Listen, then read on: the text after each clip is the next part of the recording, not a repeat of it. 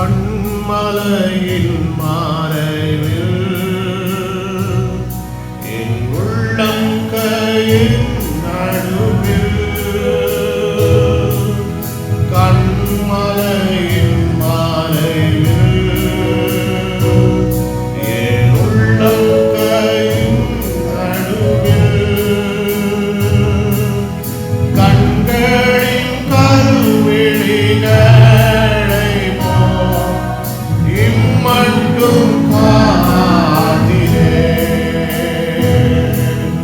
கண்களின் கருவிழிகளை போல் இம்மட்டும் காதிலே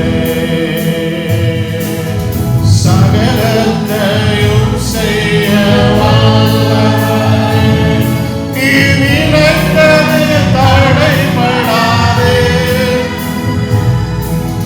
சகலத்தையும் செய்ய வல்லவரே நீ நினைத்தது தடைபடாதே அதை நதின் காலத்தில் நேர்த்தியாய் செய்து முடிப்பவரே அதினதின் காலத்தில் நேர்த்தியாய் செய்து முடிப்பவரே கண்மலையின் மறைவில் என் உள்ளம் கையின் நடுவில் கண்மலையின் மறைவில் என் உள்ளம் கையின் நடுவில்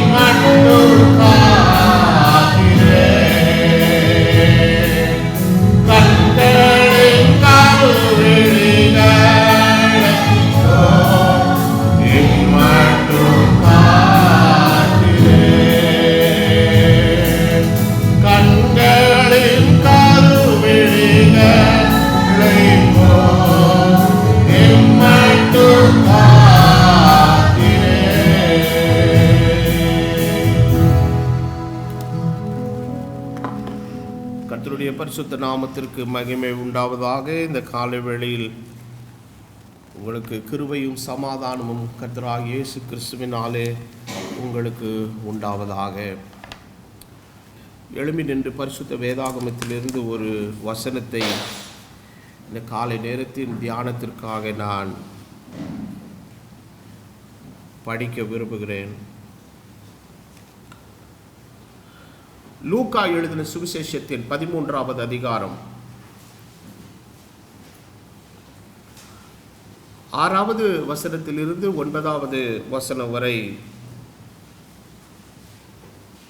நாம் வாசிப்போம். Luke chapter 13 verse from 6 to 9. லூக்கா எழுதின சுவிசேஷம் 13வது அதிகாரம் 6வது வசனத்திலிருந்து 9வது வசனம் வரை. அப்பொழுது அவர் ஒரு உவமையை சொன்னார். ஒருவன் தன் திராட்சை தோட்டத்தில் ஒரு அத்திமரத்தை நாட்டியிருந்தான். அவன் வந்து அதிலே கனியை தேடின போது ஒன்றும் காணவில்லை. அப்பொழுது அவன் தோட்டக்காரனை நோக்கி, இதோ 3 வருஷமாய் இந்த அத்திமரத்திலே கனியை தேடி வருகிறேன், ஒன்றையும் காணவில்லை. அதை வெட்டி போடு, அது நிலத்தையும் ஏன் கெடுக்கிறது என்றான். அதற்கு அவன், ஐயா, இது இந்த வருஷமும் இருக்கட்டும், நான் இதை சுற்றிலும் கொத்தி எரு போடுவேன். கனி கொடுத்தால் சரி, கொடாவிட்டால் இனிமேல் இதை வெட்டி போடலாம் என்று சொன்னான் என்றார். இன்னொரு வசனத்தை கூட நாம் படிப்போம். 1 கொரிந்தியர் 10வது அதிகாரத்தின் 5வது வசனம். 1 கொரிந்தியர் 10:5. 1 Corinthians chapter 10 verse 5. அப்படி இருந்தும் அவர்களில் அதிகமான பேர்களிடத்தில் தேவன் பிரியமாய் இருந்ததில்லை, ஆதலால் வனாந்திரத்தில் அவர்கள் அழிக்கப்பட்டார்கள். இந்த காலை நேரத்தில் உங்களோடு கர்த்தருடைய ஆவியானவருடைய ஒத்தாசையின்படி பேச ஏவப்படுகிற கர்த்தருடைய வார்த்தை, இருந்தும் நஷ்டம் அடைகிறவன். The one who is lost though he has. இருந்தும் நஷ்டம் அடைகிறவன். தலை வணங்குவோம். பரிசுத்தமுள்ள பிதாவே, வார்த்தை அபிஷேகத்தை தாரும். நாங்கள் நிறைவாய் புசிக்க கர்த்தர்களுக்கு உதவி செய்வீராக. வார்த்தையின் எழுத்தாளரும் ஆசிரியருமாய் இருக்கிற இயேசு கிறிஸ்து தாமே, நீர் இந்த வேளையிலே அகக்கண்களை திறக்கும்படி ஜெபிக்கிறேன். இயேசுவின் நாமத்தில் ஆமென். உட்கார்வோம்.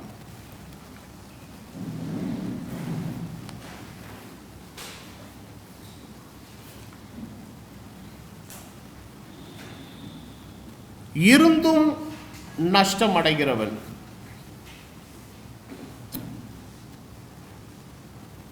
இந்த நஷ்டம் அடைதல் என்கிற நிலை என்கிறது எப்படின்னு கேட்டீங்கன்னா, ஒரு சிலருடைய வாழ்க்கை நஷ்டப்பட்டு போகிறதற்கு காரணம் இல்லை என்கிற ஒரு நிலை.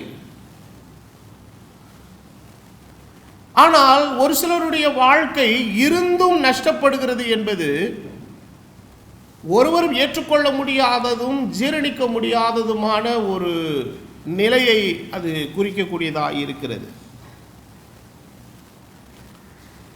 காலாகாலங்களாக இஸ்ரவேல் மக்களை குறித்து ஆண்டவருக்கு இருந்த ஒரு மிகப்பெரிய ஒரு ஏமாற்றம், a greatest disappointment about Israel. அது தீர்க்க தரிசன புத்தகங்கள் எல்லாவற்றிலும் நீங்க படிச்சீங்கன்னா மிக தெளிவா இருக்கும். ஏசாயாவில் இருந்து மல்கியா தீர்க்க தரிசனம் வரைக்கும் ஆண்டவர் பேசின சில காரியங்கள் எல்லாம் பார்த்தீங்கன்னா, இஸ்ரவேலை ஆண்டவர் சிநேகிக்கிறவராய், சீயோன் குமாரத்தின் மீது பாசத்தோடும் அன்போடும் இருக்கிறவராக சில காரியங்களை பேசுறாரு. ஆனால் நிறைய இடங்களிலே நீங்கள் வேறு இடங்களிலெல்லாம் நீங்கள் படிக்கும்போது இஸ்ரவேலை குறித்து தேவனுக்கு இருந்த ஒரு மிகப்பெரிய ஏமாற்றம், வருத்தம், வேதனை எல்லாவற்றையும் அவர் அந்த இடத்துல எக்ஸ்பிரஸ் பண்றாரு. குறிப்பாக சங்கீதங்களில் உள்ள சில சங்கீதங்களை எல்லாம் படிக்கும் பொழுது சங்கீதக்காரன் இஸ்ரவேலருடைய வாழ்க்கையிலே அவர்கள் கர்த்தருக்கு விரோதமாய் இவ்விதமாய் நடந்து கொண்டு அவர்கள் ஆண்டவருடைய இருதயத்தை காயப்படுத்தினார்கள் என்கிற விஷயங்களை பல சங்கீதங்களிலே சங்கீதக்காரர் அவர் மறுபடியுமாய் அதை சொல்லுகிறதை நாம் படிக்கிறோம். ஒரு வசனம் உண்டு தீர்க்க தரிசன புத்தகங்களிலே, நான் இஸ்ரவேலை ஒரு நற்கொலை திராட்சை செடியாக நான் உயர்ந்த மேட்டில் வைத்திருந்தேன், ஆனால் அது நல்ல கனிகளை கொடுக்கும் என்று காத்திருக்க அது என்ன கொடுத்தது? கசப்பான பழங்களை கொடுத்தது. ஸோ இது எதனுடைய நிலை என்று சொன்னால், ஆண்டவர் அவர்களை சீர்பொருந்த பண்ணும்படி, அவர்களை நன்றாய் ஆசீர்வதிக்கும்படி, தம்முடைய சித்தத்தை நோக்கத்தை உண்மையாகவே நிறைவேற்றுகிற ஒரு மக்களாய், அதாவது ஆண்டவர் எப்பொழுதுமே அவங்களை அட்ரஸ் பண்ணும்போது எப்படி சொல்றார், இவர்கள் என்னுடைய ஜனம், தே ஆர் மை பீப்புள், நான் தெரிந்து கொண்ட ஜனம். அப்ப ஏன் ஆண்டவர் அவர்களை தெரிந்து கொண்டார்? தெரிந்து கொண்டதற்கு பின்னால் அவர்களை மூலமாக தேவன் தாம் நிறைவேற்ற விரும்புகிற ஒரு ஒரு ஒரு நோக்கம், ஆண்டவருடைய சித்தம் ஒன்று இருந்தது. அந்த நோக்கமும் சித்தமும் அவர்கள் வாழ்க்கையில் நிறைவேறாமல் போகும் பொழுது அது ஆண்டவருடைய இருதயத்துக்கு மிகப்பெரிய ஏமாற்றத்தை கொடுத்தது. ஆனால் அந்த சித்தத்தை நிறைவேற்றுகிறதற்கு ஏற்ற நிலையில் தேவன் அவர்களை கொண்டு வருவதற்கு தம் தரப்பில் இருந்து தேவன் என்னவெல்லாம் செய்ய வேண்டுமோ அதை எல்லாவற்றையும் தேவன் ஒரு குறைவும் இல்லாமல் செய்தார். அவர்களை என்றைக்கு வனாந்திரத்திற்கு தேவன் அழைத்து கொண்டு வந்தாரோ, எகிப்தினுடைய அடிமைத்தனத்திலிருந்து ஆண்டவர் எப்பொழுது விடுவித்து ஆண்டவர் வெளியே கொண்டு வந்து தம்முடைய வாக்குத்தத்தத்தின் தேசத்திலே ஆண்டவர் அவர்களை நிலைநாட்டும்படி அழைத்து கொண்டு வந்தாரோ, அந்த நிமிஷத்தில் இருந்து ஆண்டவர் தொடர்ந்து இஸ்ரவேலுக்கு தேவன் தம்முடைய ஆசீர்வாதத்தையும் நன்மையையும் கிருபையையும் அனுக்கிரகங்களை எல்லாவற்றை தேவன் கொடுத்தார். இவை எல்லாவற்றிலும் தேவன் ஒரு மேன்மையாய் தேவன் செய்த ஒரு அற்புதமான காரியம் என்னவென்றால், தேவன் தமது வார்த்தை அவர்களுக்கு அனுப்பினார். வேதத்திலே சங்கீதத்தில் ஒரு அருமையான வசனம் உண்டு, யாக்கோபுக்கு தமது வசனங்களையும் இஸ்ரவேலுக்கு தமது பிரமாணங்களை ஆண்டவர் அறிவிக்கிறார், வேற எந்த ஜாதிக்கும் இப்படி செய்ததில்லை. இந்த ஜாதி என்கிற சொல்ல எடுத்துட்டோம்னா எந்த தேசத்தில் உள்ள மக்களுக்கும் தேவன் செய்யல.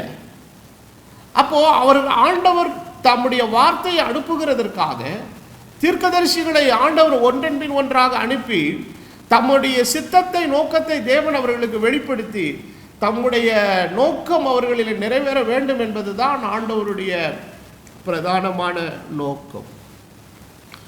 ஆனால் அந்த நோக்கம் நிறைவேறவில்லை இஸ்ரவேலருடைய வாழ்க்கையில. புறஜாதிகளுக்கென்று எந்த விதமான தீர்க்கதரிசி அனுப்பப்படவில்லை. நிச்சயமா என்னாலே சொல்ல முடியும், புறஜாதிகளுக்கென்று அனுப்பப்பட்ட ஒரு அருமையான தீர்க்கதரிசி நம்முடைய ஆண்டவராக இருக்கிற இயேசு கிறிஸ்து தான். அப்போ அவர் மூலமாக தான் நமக்கு ரட்சிப்பு, விடுதலை, மீட்பு யாவும் கிடைத்தது.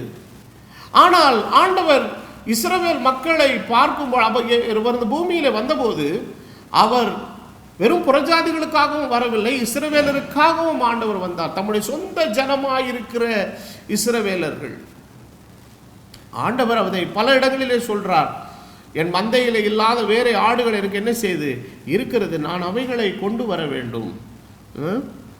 ஆண்டவருடைய நோக்கம் என்னவென்றால் எல்லாரையும் ஒரே குடையின் கீழாக, ஒரே ஐக்கியமாய், ஒரே சபையாய், ஒரே இயக்கமாய் தேவன் தம்முடைய நிலையில கொண்டு வர வேண்டும் என்பதுதான் தேவனுடைய நோக்கமாய் இருந்தது. அந்த நோக்கம் நிறைவேறாமல் இந்த இஸ்ரவேல் ஜனங்களுடைய வாழ்க்கையிலே ஒரு தடுமாற்றமும் வித்தியாசமான நிலைகளும் இருந்தபோது ஆண்டவர் மிகவும் வேதனைப்படுகிறார். உன்னிடத்தில் அனுப்பப்பட்ட தீர்க்கதரிசிகளை எல்லாம் அவள் என்ன செய்தாலாம், கல்லெறிந்து கொன்றாள். கடைசியிலே வந்த இயேசு கிறிஸ்துவையும் அவர்கள் விட்டு வைக்கவில்லை. எங்களுக்கு பரபாசை விடுதலை செய்ய வேண்டும், இயேசுவை எதில் அறையும், சிலுவையில் அறையும் என்று கேட்டுக்கொண்டார்கள். இந்த டிசப்பாயின்மெண்ட்டை எப்படி ஆண்டவர் இந்த ஓமையில் எக்ஸ்பிரஸ் பண்ணுறார் அப்படின்னு கேட்டிங்கன்னா, அதை ஒரு ஓமையாக சொல்கிறார். ஒரு திராட்சை தோட்டத்தில் நான் ஒரு அத்திமரத்தை நாட்டிருக்கிறேன். அந்த அத்திமரம் யார்? இஸ்ரவேலர் என்கிற அத்திமரம். அப்போது அந்த தோட்டக்காரன் என்ன சொல்லுகிறான், அந்த எஜமானன் சொல்லுகிறாரு, அப்பொழுது அவர் ஒரு ஓமையை சொன்னார். ஒருவன் தன் திராட்சை தோட்டத்திலே ஒரு அத்திமரத்தை நட்டிருந்தான். அவன் அதிலே கனியை தேடின போது என்ன இல்லை, ஒன்றும் காணவில்லை. அப்பொழுது அவன் தோட்டக்காரனை நோக்கி அவன் என்ன சொல்றான், 3 வருஷமா இந்த அத்தி மரத்திலே நான் என்ன செய்கிறேன், கனியை தேடி வருகிறேன், ஒன்றை என்ன செய்யல, காணலை. ஏதோ இப்போ கொஞ்சம் அப்போ கொஞ்சம் கிடச்சிருந்தா கூட பரவாயில்லன்னு சொல்கிறாரு. பரவாயில்ல, நான் என்ன சொல்கிறாரு, நான் ஒன்றையும் காணவில்லை, இதை வெட்டி போடு. இது ஏன் நிலத்தை என்ன செய்கிறது, கெடுக்கிறது. அதற்கு அவன் என்ன சொல்லுகிறான், ஐயா இந்த வருஷம் இருக்கட்டும், இதை நான் சுற்றிலும் கொத்தி என்ன போடுவேன், எரு போடுவேன், கனி கொடுத்தால் சரி, கொடாவிட்டால் சரி, இனிமேல் இதை என்ன செய்யலாம்? வெட்டி போடலாம். அப்போ இஸ்ரவேல் ஜனங்களுடைய வாழ்க்கையில் ஆண்டவர் எடுக்காத முயற்சியே கிடையாது. எல்லா விதமான முயற்சியையும், உச்சபட்ச முயற்சி எல்லாத்தையும் எடுத்துட்டு அதில் கிடைக்க வேண்டிய ஒரு நல்ல ஒரு பலன், ஒரு நல்ல ஹார்வெஸ்ட்டு, நல்ல ஒரு ஆசீர்வாதம் அதுலேருந்து கிடைக்கல அப்படின்னும் போது அது மிகப்பெரிய ஏமாற்றத்தில் இருக்குது. ஆண்டவர் சொல்கிறாரு, அதை வெட்டி எதில் போடலாம்? நெருப்பில் தூக்கி போடலாம். அது வேணாம். அது எதுக்கு? நிலத்தை என்ன செய்யுதுயா? கெடுக்கிறது. நான் வாசித்த கொரிந்தியரில் வாசித்த இந்த மக்கள் இஸ்ரவேலருடைய காரியத்தை அப்போஸ்தலனாகிய பவுல் மறுபடியும் ரீகால் பண்ணுறார். என்ன சொல்கிறாருன்னா, லட்சம் பேர் வந்தாங்க. ஆண்டவர் எந்த தம் அழைத்த இஸ்ரவேலர்கள் யாரையும் ஆண்டவர் குரூப்பாக பிரித்து ஒவ்வொருத்தருக்கும் ஒவ்வொரு மாதிரியெல்லாம் ஆண்டவர் செய்யலை. இப்போ நம்ம பண்ணிக்கிட்டு இருக்கிற மாதிரி ஏ குரூப்பு பி குரூப்லாம் கிடையாது. எல்லாரையும் ஒரே குரூப்பாக தான் கர்த்தர் வச்சுருந்தார். எல்லாருக்கும் ஒரே கண்மலையின் தண்ணீர், எல்லாருக்கும் ஒரே விதமான சாப்பாடு, எல்லாருக்கும் ஒரே பாதை தான். கொஞ்சம் பேரை டாக்ஸிலையும் கொஞ்சம் பேரை பஸ்ஸுலேயும் ஆண்டவர்லாம் கூப்பிட்டு போகல, எல்லாரையும் நடக்க தான் வச்சு கூப்பிட்டு போனார். எல்லாருக்கும் ஆண்டவர் மேக ஸ்தம்பத்தினால தான் நிழலாக இருந்தார். எல்லாருக்கும் தேவன் அக்னி ஸ்தம்பத்தினால தான் வெளிச்சத்தை கொடுத்தார். எல்லாருக்கும் ஒரே மன்னாவை தான் தேவன் கொடுத்தார். God treated them everybody equal. ஆனால் அதில் பலன் கொடுத்தது 2 பேர் தான். நான் வாசித்த இந்த வேத வசனத்தில் நான் 5வது வசனத்தை மாத்திரம் தான் படித்தோம். 6வது வசனம் இன்னும் என்ன பவுல் எழுதுகிறார்? நாமும் பொல்லாங்கானவைகளை இச்சியாதபடிக்கு இவைகள் எல்லாம் நமக்கு என்னவா எழுதப்பட்டிருக்கிறது? திருஷ்டாந்தங்களாக எழுதப்பட்டிருக்கிறது. அப்போ ஆண்டவர் என்ன நோக்கத்துக்காக அழைச்சாரோ அந்த நோக்கத்தின் மேலே கவனம் வைக்காதபடி தேவையில்லாத விஷயத்து மேலே என்ன வைக்க ஆரம்பிச்சிட்டான்? கவனம் வைக்க ஆரம்பிச்சிட்டான். வழியிலே என்ன திங்கிறது, என்ன சாப்பிட்றது. சரி,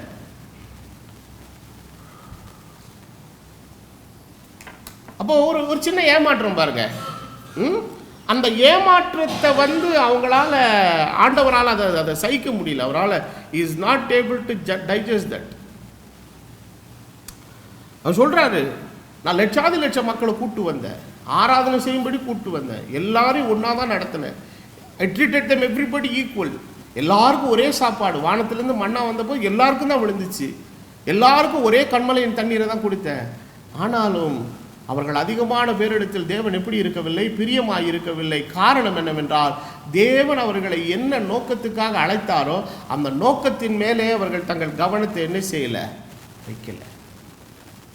2 பேர் அந்த கவனத்தை அவர் அதில் வச்சாங்க. அதனால தான் ஒரு இடத்துல காலேபை குறித்தும் யோசுவாவை குறித்தும் விவிதமாக எழுதப்பட்டிருக்கிறது, அவர்கள் என்னை உத்தமமாய் என்னை பின்பற்றினபடியினாலே. மோசேயை குறித்து வேதத்தில் வாசிக்கிறோம், அவன் உண்மையுள்ள மனுஷன். அப்ப God is expecting a truthful and honest people in the kingdom. இன்னைக்கு தேவனுடைய ராஜ்யத்தில் பார்த்தீங்கன்னா சும்மா மேலோட்டமாக பேசுகிறாங்க. கர்த்தர் ஆக்குங்க, அப்படி ஆகு, இப்படி ஆகுன்னு பேசுகிறான். அதெல்லாம் வேலைக்கு ஆகாது. ஒரு இன்டெகிரிட்டி அண்ட் ஹானஸ்டி வேணும் கிறிஸ்தவ வாழ்க்கையில். நாம் எதை அறிகிறோம், எதை பெற்றுக்கொண்டிருக்கிறோம், என்ன நோக்கத்துக்காக அழைக்கப்பட்டிருக்கிறோம், எதற்காக தேவன் என்னை தெரிந்து கொண்டிருக்கிறார், அந்த நோக்கத்தையும் பர்பஸையும் இன்னைக்கு நாம் நம்முடைய வாழ்க்கையில் நிறைவேற்றணும் இல்லையா? அது எவ்வளோ முக்கியமான ஒரு காரியம். அந்த ஒரு நோக்கத்திலிருந்து நாம் தவற விட்டவர்களாக வேற என்ன செய்தாலும் ஒரு பிரயோஜனமும் இல்லை. ஆண்டவர் இது இந்த நடந்த இஸ்ரவேலருடைய வாழ்க்கையில் நடந்த அந்த சம்பவத்தை புதிய ஏற்பாட்டு சபைக்கு ஒரு கம்பேரிசனாக சொல்கிறாரு. அவங்க எல்லாம் அப்படி தான் பண்ணாங்கப்பா, நான் எல்லாம் கொடுத்துருந்தேன். அப்போ இன்றைக்கு புதிய ஏற்பாட்டு காலத்து சபையின் நிலைக்கும் ஆண்டவர் எல்லாவற்றையும் கொடுக்கிறார். வசனத்தை கொடுக்கிறார், வெளிப்பாடுகளை கொடுக்கிறார், தரிசனங்களை கொடுக்கிறார், ஊழியர்களை கொடுத்திருக்கிறார், ஊழியங்களை கொடுத்திருக்கிறார், சபையை கொடுத்திருக்கிறார், மந்தையை மேய்க்கிறதுக்குரிய மெய்ப்படை கொடுத்திருக்கிறார், அப்போஸ்தலர்களை கொடுத்திருக்கிறார், போதனையை கொடுத்திருக்கிறார். பட் இருந்தும்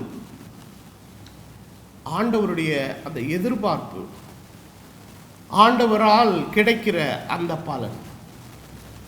அப்போ இன்னைக்கு ஆண்டவர் உங்களை தமது ராஜ்யத்திலே, தமது சபையிலே தேவன் விசுவாசிகளாய் கொண்டு வந்து வைத்தது எதற்காக? பாஸ்டருக்கு கனி கொடுக்கல, கர்த்தருக்கு கனி கொடுக்கும்படி, அவருடைய நோக்கத்தை நிறைவேற்றும்படி. ஆனால் இன்றைக்கு என்ன ஆயிடுச்சுன்னா, மந்தையை மேய்க்கிற மேய்ப்பவர்களுடைய கவனமும் கர்த்தருக்கு கனி கொடுக்கிறவர்களாய் அவர்கள் செயல்படுவதற்கு ஏற்ற விதத்தில் அவர்களை வழிநடத்தாதபடி தங்களுக்கு ஆதாயமாய் அவர்களை என்ன செய்து கொண்டார்கள்? மாற்றிக்கொண்டார்கள். அப்ப என்ன நடக்கும்?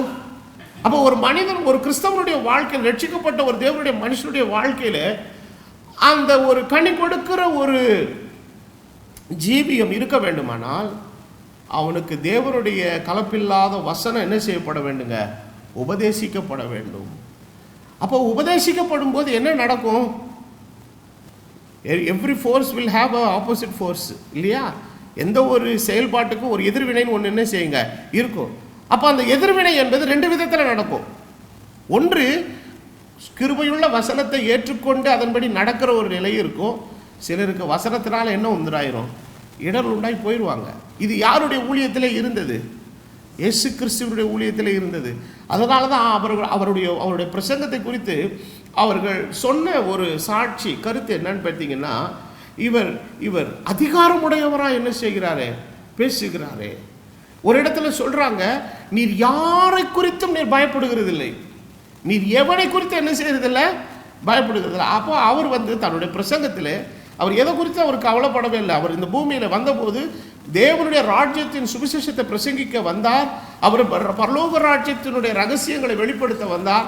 பேச வேண்டியதை பேச வேண்டிய இடத்தில் சரியா பேசிட்டு போயிட்டாரு. ஆனால் வேதத்தில் நாம் படிக்கிறோம், அவருடைய சீஷரில் அநேகர் இடரலாகி அவரை விட்டு பின்வாங்கி அது முதல் அவரை பின்பற்றாமல் சென்றார்கள். அப்போ இவனுக்கு என்ன ஆசை? அப்போ வந்த நோக்கம் சரியில்லை. ஆனால் ஆண்டவர் அந்த நோக்கத்திற்கு பின்னாலே வேற சில காரியங்களை ஆண்டவர்களுக்கு கொடுத்தார். அற்புதம் தேவைப்பட்டவருக்கு அற்புதத்தை கொடுத்தார். சரீர பிரகாரமான தேவையோடு வருகிறவர்களுக்கு சரீர பிரகாரமான தேவையை கொடுத்தார். யார் யாருக்கு எந்தெந்த காரியங்களிலே அற்புதம் தேவை அதை எல்லாவற்றையும் ஆண்டவர் செய்தார். ஆனால் அற்புதத்தை கண்டதினால விசுவாசித்தார்கள், அப்பம் புசித்து திருப்தியானதினால விசுவாசித்தார்கள்.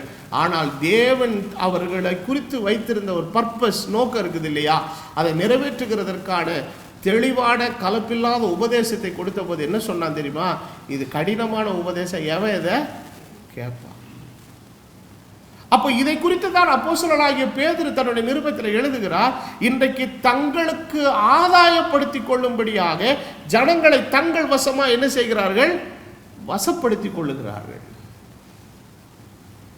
இன்னைக்கு நிறைய சபை நடத்துகிற ஊழியக்காரர்களுக்கு பெரிய பிரச்சனை என்னன்னா, இப்போ சபைக்கு ஆட்கள் வரலையே, இதே நிலைமை போச்சுன்னா என்ன ஆகும்? தசம பாகம் கட்டாயிடுச்சு, காணிக்கை கட்டாயிடுச்சு, ஆத்மா என்னன்றதை பற்றிலாம் யோசனை இல்லை. சரி, கர்த்தர் கொடுத்த தசம பாகத்தையும் காணிக்கை வச்சு ஆண்டவர் ஒன்றை போஷிக்கிறாரா, சாப்பிட முடியலையே, வேலைக்கு போ, அவ்வளோதான், முடிஞ்சு போச்சு. எனக்கெல்லாம் எதை பற்றியுமே பிரச்சனை கிடையாது. கர்த்தர் எந்த சூழ்நிலையில் வழி நடத்தினாலும் கர்த்தருக்காக நிற்க நான் தயாராக இருக்கிறேன். எனக்கு ஒரு பிரச்சனையும் கிடையாது.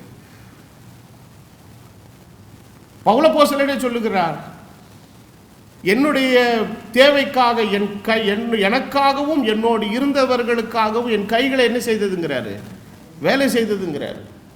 இன்னைக்கு ஊழியக்காரர்களுக்குள்ள இருக்கிற பெரிய மிஸ்கான்செப்ஷன் என்னன்னா, நம்ம ஊழியத்துக்கு வந்தால் என்ன செய்யக்கூடாது? வேலையை செய்யக்கூடாது. வேலை செய்யக்கூடாதுங்கிற ஒரு காரியம் எந்த அர்த்தத்தில் எடுத்துக்கொள்ளலான்னா, கர்த்தருடைய வேலையை தடைபடுறபடி என்ன செய்யக்கூடாதுங்க, போய் எதுலையாவது போய் சிக்கிக்கிடக்கூடாது. மற்றபடி தன்னுடைய தனிப்பட்ட தேவைகளை பூர்த்தி செய்து கொள்வதற்கு கர்த்தர் தருகிற வாய்ப்புகளை நாம் என்ன செய்யலாங்க? பயன்படுத்தலாம். பவுல் அப்போஸ்தலன் இன்னொரு இடத்துல எழுதுகிறார், உங்கள் மேலே அப்படிப்பட்ட அதிகாரத்தை செலுத்த எனக்கு அதிகாரம் இல்லை என்பதனால அல்ல, மற்றவர்கள் எல்லாருக்கும் நான் என்னவா இருக்கும்படி, முன்மாதிரியா இருக்கும்படி. இதை குறித்தே ஒரு நாள் ஒரு ஸ்டடி எடுக்கணும்னு நான் வச்சிருக்கிறேன். அகாயாவிலே அவர் போன பொழுது ஆக்கில்லாலும் பிரிஸ்கில்லாலும் இருந்தார்கள். அவர்களும் கூடார தொழில் செய்கிறவர்களாக இருந்தபடினாலே 1 வருஷமும் 6 மாதமும் தங்கி இருக்கிறான் பவுல் அப்போஸ்தலன். தங்கி இருந்து கூடார தொழில் செய்து தனக்காகவும் தன்னோடு இருந்தவர்களுக்காகவும் அவனுடைய கைகளை என்ன செய்ததுங்க? வேலை செய்தது. ஸோ ஆண்டவருடைய ராஜ்யம் கட்டப்படுகிறதுக்குன்னு எந்த விதமான ஆப்ஸ்டக்கிளும் கிடையவே கிடையாதுங்க. ஆண்டவர் இன்னைக்கு கொடுக்குறாரா, சாப்பிடுவோம், இல்லையா கர்த்தர் அடுத்த நாள் எப்படி நடத்துகிறாரா, கர்த்தருடைய நாமத்துக்கு ஸ்தோத்திரம். ஆனால் பொறுப்பை உணர்ந்து ஆண்டவருடைய ராஜ்யத்தில் தங்கள் பங்கை கொண்டு வந்து கொடுக்குறவங்க பாராட்டதுங்க. இதுதான்டா சாக்குடான்னு எதுவுமே கொடுக்காம இருக்கிறவங்க அவங்க அப்படியே இருக்கிறாங்க. ஒரு பிரச்சனையும் இல்லை. அதனால ஊழியக்காரர் கெட்டு போகிறதும் இல்லை, தேவனுடைய ராஜ்யத்தின் வேலை நிற்க போகிறதும் இல்லை, ஆசீர்வாதத்தை இழந்து போகிறது அவங்க ஒருத்தர் தான். That's not a issue. ஆகவே தேவனுடைய ராஜ்யத்தில் தேவனுடைய மந்தையை ஆண்டவர் அவர்களை தங்களுக்கு ஆதாயப்படுத்தி கொள்ளுகிற ஒரு ஆதாய காரியங்களாக தேவன் என்ன செய்யல வைக்கல. ஆனால் அதே நேரத்தில் ஆண்டவர் சொல்லுகிறார், ஒருத்தன் ஆடை வளர்த்துட்டு எப்படி அதனுடைய பாலை குடிக்காம இருப்பான், ஆட்டினுடைய தோலில் எடுத்து என்ன செய்யாமல் இருப்பான், உடையை தயாரித்து கொள்ளாமல் இருப்பான், அதனுடைய பலனை மந்தையை ஒருத்தன் மேய்த்து மந்தையினால் வருகிற பலனை என்ன செய்யாமல் இருப்பானோ, அடையாமல் இருப்பானோ, அது ஆண்டவர் வைத்திருக்கிறார். வேதம் சொல்லுகிறபடி போரடிக்கிற மாட்டை என்ன செய்யாயாக, வாய்க்கட்டாயாக, சுவிசேஷத்தினாலும் சுவிசேஷங்களுக்கு என்ன உண்டாக வேண்டும், பிழைப்பு உண்டாக வேண்டும் என்று கர்த்தர் கட்டளையிட்டு இருக்கிறார். ஆனா இது வருமானம் பார்க்கறதுக்காக உள்ள விஷயம் அல்ல. இது ஜனங்களை கிறிஸ்துவுக்கு நேராக வழிநடத்தி, அதனால தான் பவுலப்போஸ்தலன் ஒவ்வொரு இடத்துல பாரப்பட்டு சொல்கிறார், கிறிஸ்து உங்களிலே பூரணராகும்படி, கிறிஸ்துவுக்குள்ளே நீங்கள் நிறைவடையும்படி, கிறிஸ்துவுக்குள்ளே நீங்கள் பூரணராகும்படி உங்களுக்காக நான் ஜெபம் பண்ணுறேன், உங்களுக்காக வேண்டுதல் செய்கிறேன், உங்களுக்காக நான் பிரயாசப்படுறேன். அடிக்கடி சொல்கிறார், நான் நிருபத்தில் எழுதின காரியங்களை எல்லாம் நினைவு கூறுங்க, மறந்துடாதீங்க. ஆண்டவர் உங்களை ஒரு நோக்கத்துக்காக வச்சிருக்கிறாரு.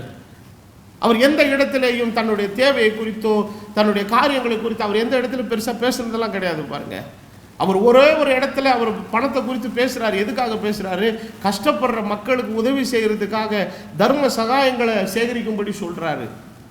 ஆனால் பிலிப்பு பட்டணத்தில் இருந்த பரிசுத்தவான்கள் பவுலுடைய தனிப்பட்ட தேவைக்கு அவர்கள் உதவி செய்கிறவர்களாக இருந்தார்கள். அதை குறித்து பவுல் தன்னுடைய நிருபத்தில் எழுதும்போது சொல்லுகிறார், அதை எப்பாப்பிராத்துவினுடைய கையிலிருந்து நான் பெற்றுக்கொண்டேன், அதை தேவனுக்கு சுகந்த வாசனையாய் நான் அதை என்ன செய்தேன், நான் ஏற்றுக்கொண்டேன் என்று எழுதுகிறார்.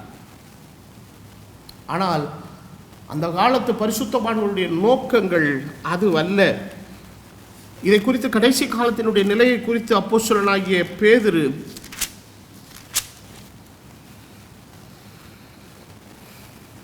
2 பேதுரு 2வது அதிகாரம் 1வது வசனத்திலிருந்து எழுதுகிறார், கள்ள தீர்க்கதரிசிகளும் ஜனங்களுக்குள்ளே இருந்தார்கள், அப்படியே உங்களுக்குள்ள கள்ள போதகர்கள் இருப்பார்கள்.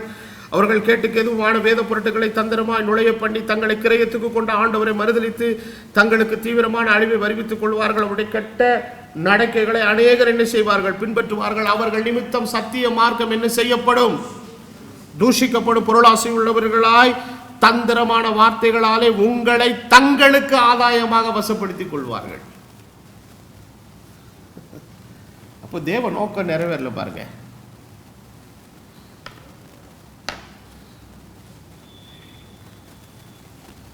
அப்போ இன்னைக்கு நம்முடைய வாழ்க்கையில தேவன் நமக்கு தந்திருக்கிற காரியங்களை வைத்து இன்னைக்கு நம்முடைய ஜீவியம், நம்முடைய கிறிஸ்தவ வாழ்க்கை ஒரு பலனுள்ளதாக இருக்கணும். அதாவது பலனுள்ளது என்று சொன்னால் அதனுடைய அர்த்தம் என்னன்னா, கர்த்தர் கிறிஸ்து உங்களை என்னையும் என்ன நோக்கத்துக்காக தெரிந்து கொண்டாரோ அந்த நோக்கம் ஒவ்வொரு நாளும் நம்ம வாழ்க்கையில் என்ன செய்யணும், நிறைவேறணும். Every day we must fulfill the purpose of God in our life. அதுதான் கர்த்தர் நமக்கு கொடுத்த அழைப்பு. நீங்கள் ஒருவேளை பள்ளி மாணாக்கர்களாக இருக்கலாம், கல்லூரிக்கு செல்லுகிற மாணாக்கர்களாக இருக்கலாம், ஒரு வேலை ஸ்தலத்தில் வேலை செய்கிறவர்களாக இருக்கலாம், சொந்தமாய் தொழில் செய்கிறவர்களாக இருக்கலாம். எந்த நிலையிலும் உங்களுடைய வாழ்க்கை தரமானது உலக பிரகாரமான நிலையில் இருக்கிறார். But what is the purpose behind you? கர்த்தர் உன்னை தெரிந்து கொண்டதற்கு நோக்கம் என்ன? ஆண்டவர் சொன்னார், நீங்கள் உலகத்துக்கு எப்படி இருக்கிறீர்கள், வெளிச்சமாக இருக்கிறீர்கள். மலையில் இருக்கிற பட்டணம் என்ன செய்ய மாட்டாது, மறைந்திருக்க மாட்டாது. நீங்கள் பூமிக்கு எப்படி இருக்கிறீர்கள், உப்பா இருக்கிறீர்கள். உப்பானது சாரப்பட்டு போனால் எதனால சாரமாக்கப்படும், வெளியே கொட்டப்படுவதற்கு மனுஷரால் பிடிக்கப்படுவது வேறு ஒன்றுக்கு என்ன செய்யாது, உதவாது. ஆகவே இன்றைக்கு தேவன் இன்றைக்கு தமது புதிய ஏற்பாட்டு சபைக்கென்று தேவன் தந்திருக்கிற அவருடைய மேன்மையான காரியங்கள் எல்லாவற்றையும் இன்றைக்கு பெற்றுக்கொண்டிருக்கிற பரிசுத்தவான்களாக இருக்கிற நாம் இன்றைக்கு தேவனுடைய நோக்கத்தை நிறைவேற்றுகிற மக்களாக இருக்க வேண்டும். அப்போ அப்படிப்பட்ட ஒரு நோக்கத்தின் மேலே நம்ம கவனம் வைக்கணும். you have to keep our focus on that. இன்னைக்கு சபை கூடி வருதலையும் சபை கூடி வருதலுக்கான அடிப்படைகளுக்கு பின்னால ஜனங்கள் வருகிறதனுடைய நோக்கம் என்னன்னா, வேறு சில விஷயங்களை மைண்டில் வச்சுட்டு வராங்க. அது கிடைச்சா போதும், அது நமக்கு ஏதோ கிடைக்குது, ஒரு ஒரு என்ன செய்யுது, ஒரு சோஷியல் கம்ஃபர்ட் கிடைக்குது, ஒரு சமூக பாதுகாப்பு கிடைக்குது.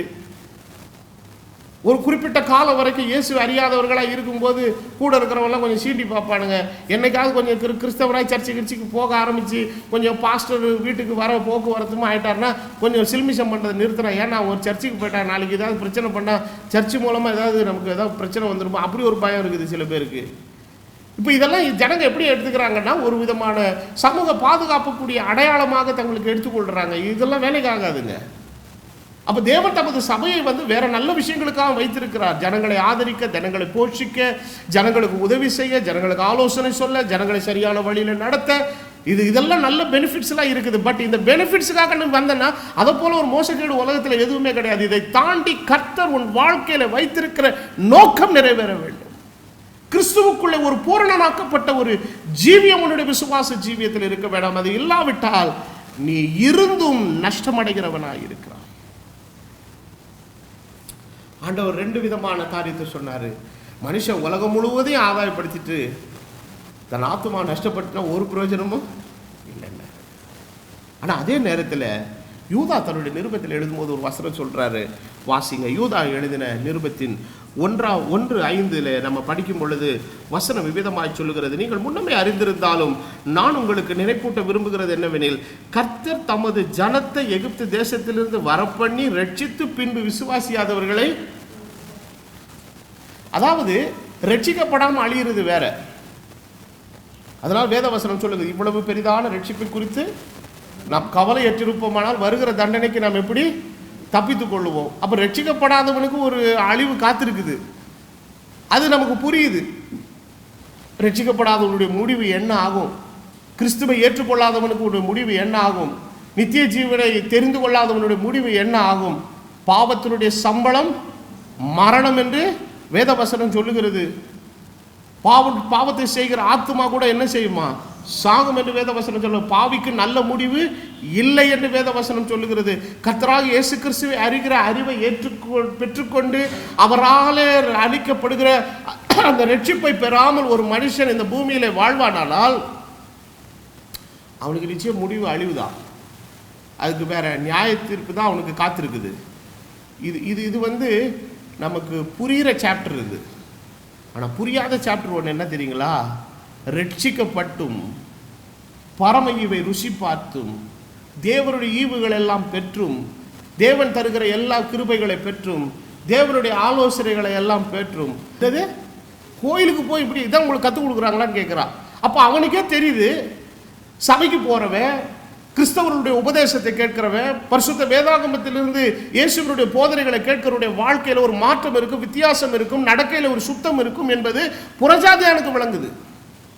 அப்போ அவன் என்ன நினைக்கிறான், சர்ச்சுக்கு போனானா, அவன் இது மாதிரி போனான்னா அவனுடைய வாழ்க்கையில் சுத்தம் இருக்கும், பேச்சில் சுத்தம் இருக்கும், அவனுடைய கிரியைகளில் சுத்தம் இருக்கும் அப்படிங்கிறது பொதுவாக அவங்க நம்புகிறாங்க. அதுக்கு எதிர்மறையாக நடக்கும்போது அவனே கேட்குறான், இப்பா நீங்களாம் கோயிலுக்கு போய் இப்படி தான் இருப்பீங்களா, உங்கள் கோயிலில் தான் கற்றுக் கொடுக்குறாங்களா, உங்கள் கிறிஸ்தவ வாழ்க்கையில் இப்படி தான் இருப்பீங்களா என்று கேட்குறான். காரணம் என்ன, அவர்கள் ரட்சிக்கப்பட்டும் தங்கள் தெரிந்து கொள்ளப்பட்ட நோக்கத்தை அறியாதவர்களாக இருக்கிறபடியினாலே அவர்கள் கேட்டும் அடைந்தும் பெற்றும் தங்கள் வாழ்க்கை அவர்கள் என்ன செய்கிறாங்க, நஷ்டப்படுத்தி கொள்கிறாங்க. ஆனால் இவனுடைய நிலைமை என்னன்றதை குறித்து பைபிள் சொல்லுது, அறியாமல் பாவம் செய்கிறவனுக்கு ஒரு அடி, ஆனால் அறிந்து பாவம் செய்கிறவன் என்ன செய்வானா, அநேக அடிகள் அடிக்கப்படுவான். இதை குறித்து தான் எபிரேயர்களின் நிருபத்திலே ஆக்கியோன் ஒரு மிகப்பெரிய எச்சரிக்கையை சபைக்கு கொடுக்கிறாரு. அந்த வசனத்தை நாம் இந்த வேளையிலே வாசிப்போம். எபிரேயருக்கு எழுதின நிருபத்தின் 10வது அதிகாரத்தின் 26வது வசனத்திலே நாம் வாசிக்கும் போது வசனம் விதமாய் சொல்லுகிறது.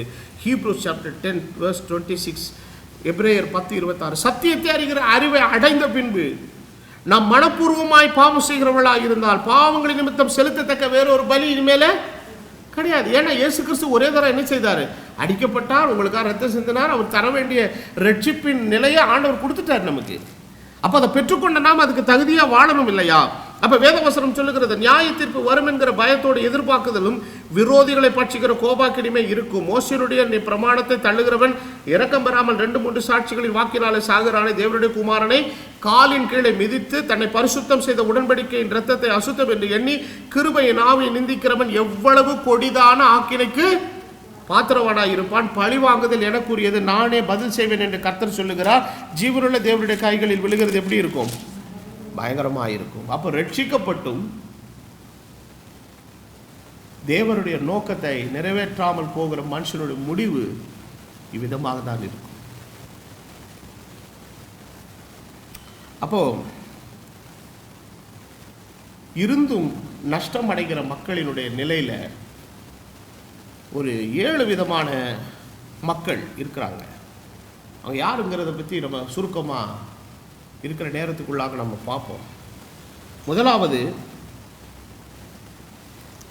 எபிரேயர்கள் நிருபம் 4வது அதிகாரத்தின்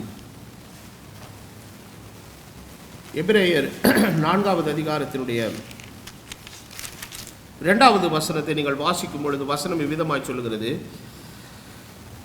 ஏனெனில் சுவிசேஷம் அவர்களுக்கு அறிவிக்கப்பட்டது போல நமக்கும் என்ன செய்தது? அறிவிக்கப்பட்டது. கேட்டவர்கள் விசுவாசம் இல்லாமல் கேட்டபடியினாலே கேட்ட வசனம் அவர்களுக்கு என்ன படலை? பிரயோஜனப்படலை. கேட்காம கேட்கிறவன் வேற, ஆனால் கேட்டு கேட்கிறவன் இன்னொன்று. இப்போ நம்ம யாரை பற்றி பேசிக்கிட்டு இருக்கிறோம்? கேட்காம ஆண்டவர் அறியாமல் நஷ்டம் அடைகிறவனை பற்றியே பேசலை. எல்லாவற்றை கேட்டும் அடைந்தும் பெற்றுக்கொள்கிறதற்கான ஒரு வாய்ப்புக்குள்ளே இருந்தும் ஒருத்தருடைய இறுதி முடிவு மோசமாக போகுதுன்னா என்ன செய்ய முடியும்? அன்றைக்கு மாம்சீக இஸ்ரவேலர் மேலே ஆண்டவருக்கு எப்படிப்பட்ட ஒரு வேதனையும் கவலையும் இருந்துச்சோ அதே கவலையை கர்த்தர் இன்றைக்கு சபையின் மீது ஆண்டவர் வைத்திருக்கிறாரு. சபைக்கு எல்லாவற்றையும் நான் கொடுத்திருக்கிறேன், ஜீவனே கொடுத்தேன், சிலுவையில மரித்த, இரத்தம் சிந்தின, பாடுபட்ட, பரிசுத்தாவியை தந்திருக்கிற, வார்த்தைகளை கொடுத்திருக்கிற, ஊழியங்களை தந்திருக்கிற, ஊழியக்காரர்களை தந்திருக்கிற, உபதேசங்களை கொடுத்திருக்கிற, போதனைகளை கொடுத்திருக்கிற, இது எல்லாவற்றையும் பெற்றுக்கூட இந்த ஜனங்க என்ன செய்ய மாட்டேங்குது? ஒரு நல்ல நிலையில வரமாட்டேங்கிறாங்களே என்கிற ஒரு வேதனை அவருக்குள்ளே இருக்கிறது. அப்போ வசனம் என்ன சொல்லுகிறது? அவர்கள் கேட்ட வசனம் அவர்களுக்கு என்ன படலை? பிரயோஜனப்படலை. அப்போ வசனம் யாருக்கு பிரயோஜனப்படும்? கேட்குறவன் எப்படி கேட்கணுங்க? விசுவாசத்தோடு. அப்போ விசுவாசம் எதில் வரும்? விசுவாசம் கேள்வினால வரும். கேள்வி கர்த்தருடைய வார்த்தையிலிருந்து தான் வரும். இப்போ வசனத்தை கேட்கும்போது அதன் மேலே நமக்கு என்ன உணவு? அப்போ அந்த வசனத்தை கேட்கும்போது அந்த வசனத்தின் மீது உள்ள விசுவாசத்தை தூண்டுகிற வேலையை யார் செய்கிறது தெரியுங்களா? பரிசுத்த ஆவியானவர். அப்போ ஆவியானவர் நமக்குள்ளே இருக்கும்போது நம்ம கேட்குற அந்த வசனத்தின் மீது உள்ள விசுவாசத்தை அது என்ன செய்ய ஆரம்பிக்குது? கொஞ்சம் கொஞ்சமாக நமக்குள்ள இட் ட்ரிகர்ஸ் அவர் ஃபெய்த். நம்முடைய விசுவாசத்தை அது என்ன செய்யுது? தூண்டி விடுது. அப்போ தேவனுடைய வார்த்தை நமக்குள்ள வரும்போது அந்த வசனம் நம்மளை தூண்ட தூண்ட தூண்ட தூண்ட தூண்ட என்ன ஆகுதுன்னா அந்த விசுவாசம் நமக்குள்ள பெருக பெருக அடுத்து என்ன ஆகுன்னா அந்த விசுவாசித்த காரியத்தை செயல்படுத்துகிற ஒரு நிலைக்குள்ள போயிடும்.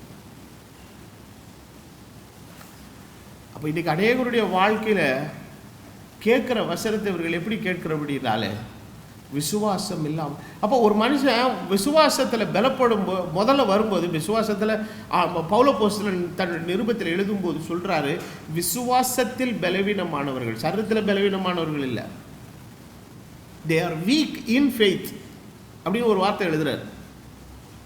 விசுவாசத்தில் பலவீனமாக இருக்கிறவங்கள தள்ளிடாதப்போ அவங்கள என்ன பண்ணு? சேர்த்துக்கோங்கிறாரு. எதுக்காக சேர்த்துக்கோ? இப்போ அவன் பலவீனமாக இருக்கிறான். இப்போ நீங்கள் ஒரு வீட்டில் ஒருத்தர் இருக்கிறார், ஒருத்தர் பலவீனமாகவே இருக்கிறான்னு சொல்லிட்டு ஒரு வீட்டுக்கு வெளியே அனுப்பிட்டீங்கன்னா என்ன ஆகிடுவார்? செத்து போயிடுவார் அவர். அப்போ பலவீனமாக இருக்கிறவனை எதுக்கு வீட்டுக்குள்ளேயே வச்சுருக்கிறோம்? என்ன அடைகிறதுக்கு? பலன் அடைகிறதுக்கு. அப்போது என்ன நடக்குது? இப்போ வீட்டில் நான் 5 பேர் இருக்கிறோம், ஒரே ஒரு ஆள் வந்து வீட்டில் 4-5 பேரில் எல்லாரும் சாப்பாடு போட்டாங்கன்னா நல்லா அள்ளி சாப்பிட்றாங்க, நல்லா சாப்பிட்றாங்க, நல்லா நோய் நொடி இல்லாமல் நல்லா பலனாக இருக்கிறாங்க, ஓடுறாங்க. ஒன்று மாத்திரம் நோஞ்சா மாதிரியே இருக்குது, ஒரு வேலையும் செய்ய மாட்டேங்குது. காலையில் எல்லோரும் 6 மணி 7 மணிக்கு எந்திரிச்சாங்கன்னா இது 10 மணிக்கு தான் இறங்குது. என்ஜின் நோஞ்சா மாதிரி அப்படியே ஆடிக்கிட்டே இருக்குது. ஒரு வேலையும் செய்ய முடியல, செய்கிறதுக்கான எனர்ஜி இல்லை, ஸ்ட்ரென்த் இல்லை, சுணங்கி போயிருக்குது. என்ன பண்ணுவீங்க நீங்கள்? இனிமேல் நீ வீட்டில் இருக்கக்கூடாது, வெளியே போய் சொல்லிடுவீங்களா? பண்ண மாட்டோம். என்ன பண்ணுவோம்? அதுக்கு ஒரு ஸ்பெஷல் கேர் எடுப்போம். அதுக்கு ஒரு தனி கவனம் செலுத்துவோம். உடனே டாக்டர்கிட்ட கூப்பிட்டு போவோம். டாக்டர் பாருங்க, இந்த பிள்ளை ஒழுங்காக சாப்பிடவே மாட்டேங்குது, எந்த நேரம் சொனங்கி படுத்துக்குது, ஒரு வேலையும் செய்ய முடியல, அவளுக்கு எனர்ஜியே இல்லை, ரொம்ப டயர்டாயிடுறா, என்ன பண்ணுறதே தெரியல. அப்போ டாக்டர் என்ன பண்ணார், கொஞ்சம் நாளைக்கு அவருக்கு சில இன்ஜெக்ஷன்லாம் கொடுக்கணுமா, சில மாத்திரையெல்லாம் எழுதி கொடுக்குறாரு, சத்து மாத்திரையெல்லாம் எழுதி கொடுக்குறாரு. எழுதி கொடுத்து பலவீனமான இருக்கிற உடனே என்ன ஆக்கணும், பலனுள்ளதாக மாற்றணும். அப்போது விசுவாசத்தில் நாம் எல்லாரும் ரட்சிக்கப்பட்டு வரும்போது அப்படியே நம்ம எல்லாம் விசுவாசத்தில் அப்படியே ரெக்காட்சி படுக்கிறோம் கிடையாது. நான் ஏற்கனவே உங்களுக்கு பல முறை சொல்லியிருக்கிறேன் இல்லையா, நீங்கள் ஒவ்வொருத்தரும் இந்த சர்ச்சைக்குள்ளே முதல் ரட்சிக்கப்பட்டு வரும்போது என்ன லட்சணத்தில் கோலத்தில் இருந்தீங்கன்னு எனக்கு தெரியும். என்ன ஒன்றே ஒரு தப்பு பண்ணிட்டு அப்போ ஃபோட்டோ எடுத்து வைக்காம விட்டோம். ஃபோட்டோ எடுத்து வச்சுருந்தா சில நேரத்தில் வாய் கொழுப்பான பேச்சு நம்ம வாயில் என்ன செய்யாது, வராது. அப்படியே பார்த்த உடனே யாரோ ஒருத்தர், இதெல்லாம் பிசாசுகள், உனக்கு எவன் அந்த வார்த்தை கற்றுக் கொடுத்தது பிசாசுன்னு? இது வந்த லட்சணம் நமக்கு தெரியும். இது மூஞ்சி இருந்த முகரையும், இது பேய் பிடிச்சி கிடந்து ஆடும்போது இது மூஞ்சி போனல நமக்கு நல்லா என்ன செய்யும். அதெல்லாம் ஒரு வீடியோ கிளிப்பிங் மாதிரி எடுத்து வச்சிருந்து கொஞ்சம் கூட்டு போய் போனோம், வாயை திறக்க மாட்டான். கொஞ்சம் வசனத்தை நாளை கேட்டு கொஞ்சம் விசுவாசத்தில் பலவீனப்பட்ட உடனே பூசா வர ஆளை ஒரு மாதிரி மட்டமாக பார்க்குறது. That is none of your business. வந்தியா உக்காந்தியா வசந்த கேட்டே கிளம்பி போயிட்டே இரு. ஒன்னால் முடிஞ்சு இன்னொரு ஆத்மாவை ஸ்திரப்படுத்த முடிஞ்சால் ஸ்திரப்படுத்து, இல்லையா கிளம்பி போயிட்டே இரு. மெய்ப்பனாகிய என் வேலை நான் பார்த்துக்கிறேன். என்னன்னா அவர்கள்லாம் நல்வழிப்படுத்துகிறான், நீ நல்வழிப்படுத்துகிற, நீ குழியில் தள்ளிக்கிட்டு இருக்கிற நீ. அப்போது மெய்ப்பத்துவ ஊழியத்தில் ஒரு எக்ஸ்ட்ரீம் லெவல் ஆஃப் பேஷன்ஸ் இல்லைன்னா ஒன்றுமே என்ன பண்ண முடியாதுங்க, செய்யவே முடியாது. நேற்று கூட நம்ம சர்ச்சில் ரொம்ப ஒரு அருமையான விசுவாசி ஒருத்தர்கிட்ட பேசிக்கிட்டு இருந்தேன் நைட்டு. பாரு, இன்னும் கொஞ்சம் நாளில் கர்த்தர் உன்னை ஊழியத்துக்கு அழைக்க போகிறான்னு. ஐயோயோன்னா அந்த பக்கத்தில் இருந்து, ஏன்டா ஐயோயோங்கிற அப்படின்னா, உங்ககிட்ட இருக்கிற பொறுமை, பக்குவம், நிதானம் அதெல்லாம் எனக்கு கிடையாது. அப்போ என்னதான்டா பண்ணுவேன் அப்படின்னா, நாளாக பிரசங்கம் பண்ணும்போது ஒரு பக்கம் கம்பு ஒரு பக்கம் அருவா வச்சுக்குவான்னா. என்ன அவருக்கு பொறுமை கிடையாதா? உங்களுக்கு இருக்கிற அந்த பொறுமை, உங்களுக்கு இருக்கிற அந்த பக்குவம்லாம் எனக்கு கிடையாது. அப்போ இது விளையாட்டு கிடையாது. ஒவ்வொரு விசுவாசியும் கிறிஸ்துவுக்குள்ளே தேர்னவனா சில நேரத்தில் கடிந்து கொள்கிற நேரத்தில் கடிந்து கொள்கிறோம், சில நேரத்தில் புத்தி சொல்கிறோம். அப்போ அந்த கடிந்து கொள்ளுதலையும் புத்தி சொல்லுதலையும் எவ்வளவு ப்ரெஷர் கொடுக்கணுங்கிறது என்ன செய்யணுங்க தெரியணும். ஒரு எருமாட்டுக்கு ஊசி போடுறதுக்கும் 45 வயசு ஆம்பளைக்கு ஊசி போடுறதுக்கும் பிறந்த ஒரு பச்சிளம் குழந்தைக்கு இன்ஃபேண்ட்டுக்கு ஊசி போடுறதுக்கு என்ன இருக்குது, வித்தியாசம் இருக்குது. அப்போ எருமாட்டுக்கு ஊசி போடுறவனை கொண்டு பச்சிளம் குழந்தைக்கு ஊசி போட வச்சா என்ன ஆகும், கையை புண்ணாக்கிட்டு போயிடுவாங்க.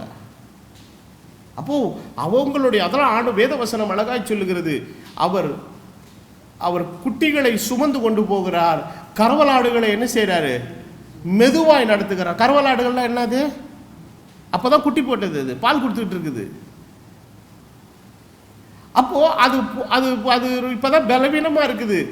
அது சில மாதங்கள் அந்த குட்டிகளை சுமந்து இப்போ தான் குட்டிகளை ஈண்டு இருக்குது. அதனுடைய சரீரத்தில் இருக்கிற சில பலகீனங்களும் சில எனர்ஜிஸ் எல்லாம் அந்த சரீரத்தை விட்டு வெளியே போனதுனால அந்த ஆடுகள் மறுபடியும் பழைய நிலைமைக்கு பலப்பட்டுருன்றது கொஞ்சம் காலங்கள் எடுக்கும். அப்போ மேய்ப்பன் என்ன செய்கிறான், அந்தந்த ஆடுகளினுடைய தன்மையை இது பண்ணி நல்ல கடை ஆடுங்களை அடித்து விரட்டி தோட்டம் ஓட்டு ட்ரியோங்கிறான். ஆனால் கறவல் ஆடுகளை மெதுவாக நடத்துகிறான். ஆனால் குட்டிகள் என்ன செய்கிறான், மேய்ப்ப கையில் தூக்கிட்டு போகிறான். அப்போ ஆடுகளின் நிலைமையை, அதனால தான் நீதிமொழிகளின் புஸ்தகத்தில் வசனம் எழுதியிருக்கிறது, ஆடுகளின் நிலைமையை அறிந்து கொள். நான் ஒவ்வொரு ஆத்மாவையும் ரொம்ப சைக்கலாஜிக்கலி எல்லா விதத்திலும் ரொம்ப மெஷர் பண்ணி அவங்களுக்கு எவ்வளோ ப்ரெஷர் கொடுத்தா தாங்குவாங்கிறத நான் ரொம்ப வாழ்க்கையினுடைய அனுபவத்தில் நான் கற்றுக்கிட்டேன். சிலர் ஓலை கொடுக்கும் மாதிரி புச்சிக்கன்னு கத்தும் பெரிய வேத பாரகர் பரிசேர் மாதிரி. That is none of your business. நீ வந்தியா, செய்தியை கேட்டியா, சோழியை முடிச்சியா போ. உன்னால் கிறிஸ்துவுக்குள்ளே ஒரு அன்பாக ஏதாவது சில விஷயங்களை தட்டி கொடுத்து கொண்டு போக முடிஞ்சால் செய், இல்லைன்னா விட்டுரு, நாங்கள் பார்த்துக்கிறோம். That is none of your business.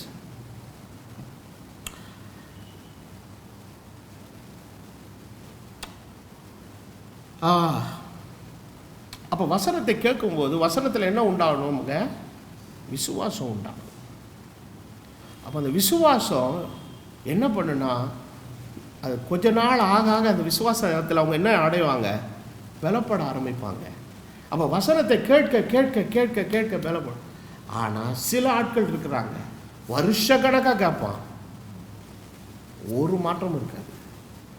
ஏன்னா இவ்வளவு நாள் அவன் உட்காந்து செய்தி கேட்டான ஒழிய கேட்டதிற்கான விசுவாசம், நம்பிக்கை அவனுக்குள்ள என்ன செய்யலைங்க, உண்டாகவில்லை. அவன் விசுவாசம் இல்லாமல் கேட்டபடியால் இவ்வளவும் கேட்டும் அவனுடைய வாழ்க்கை பிரயோஜனப்படலை. என்னுடைய ஊழிய அனுபவத்தில், என்னுடைய குறுகிய கால ஊழிய அனுபவத்தில் நான் நிறைய பார்த்துருக்கிறேன். சிலர்லாம் வந்து இப்போ தான் ஸ்டார்டிங்கில் ஆண்டவர்குள்ளே வந்திருப்பாங்க. வசனத்தை கேட்க கேட்க அது அப்படியே நல்லா அப்படியே பூத்து மலர்றது அப்படியே நமக்கே தெரியும். அவங்க கூட பேசும்போது, பழகும்போது, அவங்களுடைய வாழ்க்கையினுடைய செயல்பாடுகள் எல்லாம் அவங்க திருத்தி அமைக்கிறது, மற்ற காரியங்களுக்குள்ள அவங்க பலப்பட்டு வர்றதெல்லாம் பார்க்கும்போது அப்படியே ஸ்டெப் பை ஸ்டெப் ஒரு நல்ல ப்ரொக்ரெஷன் தெரியும். சில ஆளுங்க இருக்குது, என்னன்னா நீ பேசிக்கிட்டே இருக்கு, செக்கு மாடு மாதிரி அப்படியே வந்து உக்காந்து அப்படியே அந்த சேரை அரைக்கி போட்டு எதிர்த்து போயிடும். அவ்வளோதான், அந்த சேர் தேஞ்சது தான் மிச்சம். ஒரு வாழ்க்கையில் ஒரு சின்ன மாற்றம் கூட கிடையாது. There is no change. சுபாவத்தில் மாற்றம் இல்லை, பேச்சில் மாற்றம் இல்லை, கிரியையில் மாற்றம் இல்லை. காரணம் இவ்வளோ நாள் உட்காந்து சும்மானு வாய்ப்பளந்துக்கிட்டு உட்காந்துருந்தான ஒழிய கேட்ட வசனம் அவனுக்கு பிரயோஜனப்படவில்லை. காரணம் அவன் விசுவாசம் இல்லாமல் கேட்டபடி.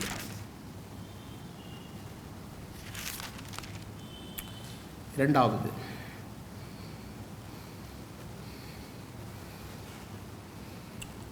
யாக்கோபு தன் நிருபத்தில் எழுதும்போது சொல்லுகிறார், 2வது அதிகாரம் 16-17, உங்களில் ஒருவன் அவர்களை நோக்கி, நீங்கள் சமாதானத்தோடு போங்கள், குளிர் காய்ந்து பசியாறுகள் என்று சொல்லியும் சரீரத்துக்கு வேண்டியவைகளை அவர்களுக்கு கொடாவிட்டால் புரோஜனம் என்ன? அப்படியே விசுவாசமும் கிரியைகள் இல்லாதிருந்தால் தன்னிலே தானே செத்ததாயிருக்கும். அப்ப விசுவாசம் இல்லாத வாழ்க்கை நஷ்டமடைகிற வாழ்க்கை. இரண்டாவது, கிரியை இல்லாத வாழ்க்கை என்ன வாழ்க்கைங்க? நஷ்டம் அடைகிற வாழ்க்கை. அப்ப நம்ம வாழ்க்கையில எதை ஆண்டவரிடத்தில் கேட்கிறோமோ, what we learn and what we understand, what knowledge we gain, it has to be applied in our life as a good deeds. ஒரு நல்ல கிரியைகளாக, நற்கிரியைகளாக இன்றைக்கு நம்முடைய நம்பிக்கையும் விசுவாசம் என்ன செய்யப்படணுங்க? அப்பியாசப்படுத்தப்பட வேண்டும். அப்போ கிரியை இல்லாமல் வெறும் விசுவாசம் இருந்து என்ன இல்லைங்க, பிரயோஜனம் இல்லை. விசுவாசம் உண்டு என்று சொல்கிறான். ஆமாம், இன்னைக்கு பாஸ்டர் ஐயா பேசின பிரசங்கம் கரெக்டு, ஐ பிலீவ் தட், நான் பைபிளில் இருக்குது, நான் நம்புகிறேன். சரி, நம்புகிறேன் இல்லைப்பா, செய்தியாத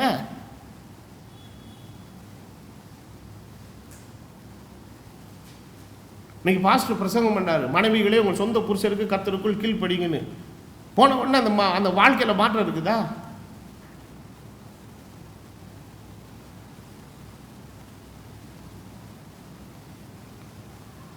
இவ்வளோ பிரசங்கத்தை நல்லா கேட்டுட்டு வீட்டில் போய் உட்காருவான் சாப்பிட்றதுக்கு.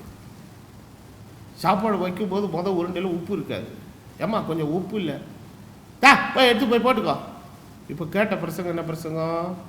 மனைவிகளே உங்கள் சொந்த புருஷருக்கு கர்த்தருக்குள் கீழ்ப்படிங்க. ஒரே ஒரு சிட்டிக்கு உப்பு கேட்டதுக்கு அவன் இவ்வளோ பெரிய கொடுமைப்பட்டான். அவன் கேட்குறான், நீங்கள் அண்ணன் எவ்வளோ பேசினார் அழகா, கீழ்ப்படின்னு. ஒரு சிட்டிக்கு உப்பு கேட்டேன், என்னை இப்படி பேசுகிறே மரியாதை இல்லாத அப்படின்னு கேட்குறான். அதெல்லாம் நீ முதல்ல ஒழுங்காரு, அப்புறம் நான் ஒழுங்காக இருக்கிறேன் அப்படிங்குது. அது வாழ்க்கையில் மாற்றம் இல்லை. இது ஒரு சின்ன உதாரணத்துக்கு சொல்கிறேன். வாழ்க்கையில் நாம் கேட்கிற காரியங்கள் விசுவாசத்தை நமக்குள்ளே தூண்டும் பொழுது அந்த விசுவாசம் நம்மளை அடுத்து எதுக்குள்ளே கொண்டு போகணும்? கிரியைக்குள்ள. அப்போ கிரியைக்குள்ளே நம்மளை கொண்டு போகிறதுக்கான நிலையை அப்போஸ்தலன் அதுக்காக அந்த சபை கூடி வருதலுங்கிறது ஒரு விஷயம் இருக்குது பாருங்க. அது ரொம்ப அருமையான ஒரு காரியம். அப்போ சபை கூடி வருதல்ல, இப்போ ஒரே பிரசங்கத்தை எல்லாரும் கேட்குறோம். ஒருத்தர் அன்னைக்கே அப்ளை பண்ணுறாரு. அதான் தாவீது ஒரு வசனத்தில் எழுதும்போது சொல்கிறாரு, உங்களுடைய வசனம் கிடைத்த உடனே நான் அதை உட்கொண்டேன், உங்களுடைய வசனத்தை கை கொள்ளும்படி நான் தாமதியாமல் அதை என்ன செய்தேன்? தீவிரித்தேன். ஒருத்தர் அந்த வசனத்தை கேட்ட உடனே அதுக்கு கீழ்ப்படிறதுக்கு அன்னைக்கே ஸ்டெப் எடுக்கிறாரு. ஒருத்தருக்கு கொஞ்சம் ஒரு வாரம் தாண்டுது, ஒருத்தருக்கு ஒரு மாதம் தாண்டுது. அப்போ இந்த டிஃப்ரென்ஸ் ஆஃப் டைம் இருக்குது பார்த்தீங்களா, ஒவ்வொருத்தருக்கு எடுக்குது பார்த்தீங்களா. இதில் என்ன ஒரு நல்ல காரியம் நடக்குன்னு கேட்டிங்கன்னா, மற்றவர்களுடைய காரியங்களை கொஞ்சம் கவனிக்கும் போது he will be provoked. அவனும் அந்த காரியத்தை செய்யறதுக்கு என்ன செய்யப்படுறான்? தூண்டப்படுறான். இவனே போய் சும்மா லைட்டாக கேட்டு பார்க்குறேன், என்ன சார் சில காரியங்கள்லாம் பார்க்குற கொஞ்சம் வித்தியாசமாக இருக்குது. அவன் உடனே சொல்கிறான், நம்ம பாஸ்டர் இப்படி பிரசங்கம் பண்ணாங்க பார்த்தீங்களா, அந்த வசனம் என்னை ரொம்ப தொட்டுச்சு, நான் மாற்றினேன். அப்போது வசனத்தை ரெண்டு பேரும் அதே காங்கிரிகேஷனில் அதே ஹாலுக்குள்ளே அதே இடத்துல உட்காந்து அதே டைமில் தான் வசனத்தை கேட்டாங்க. ஒரு ஆள் கொஞ்சம் சீக்கிரமாக அப்ளை பண்ண ஆரம்பிச்சிட்டாரு, ஒருத்தர் கொஞ்சம் டிலே பண்ணிக்கிட்டு இருக்கிறாரு. ஆனால் அவர் அப்ளை பண்ண ஆரம்பித்தவரை பார்த்த உடனே அந்த செயல்பாடு, அந்த செய்கை இவனுக்குள்ள ஒரு சின்ன தாக்கத்தை உண்டாக்குது. அவன் கூப்பிட்டு கேட்குறான், பிரசங்கம் பண்ணாங்கல்ல அந்த செய்தி என்ன மாற்றுச்சு. அப்போ உடனே இவன் யோசிக்கிறான். அதனால தான் வேத வசனம் சொல்லுகிறது, நீங்கள் ஒருவரை ஒருவர் உற்று கவனித்து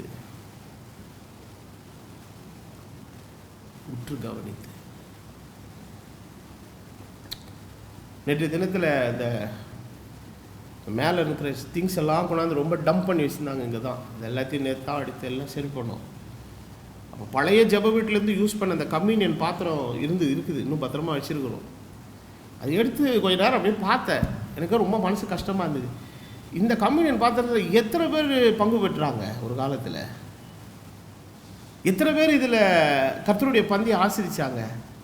நீங்கள் அந்த ஆட்கள்லாம் எங்கே போயிட்டாங்க? காரணம், தேவனால் அருளப்பட்ட அந்த கிருபையுள்ள வசனத்துக்கு தங்களை ஒப்பு கொடுக்காதது நிமித்தமாய் அநேகர் இடர்கள் அடைந்து போயிட்டாங்க.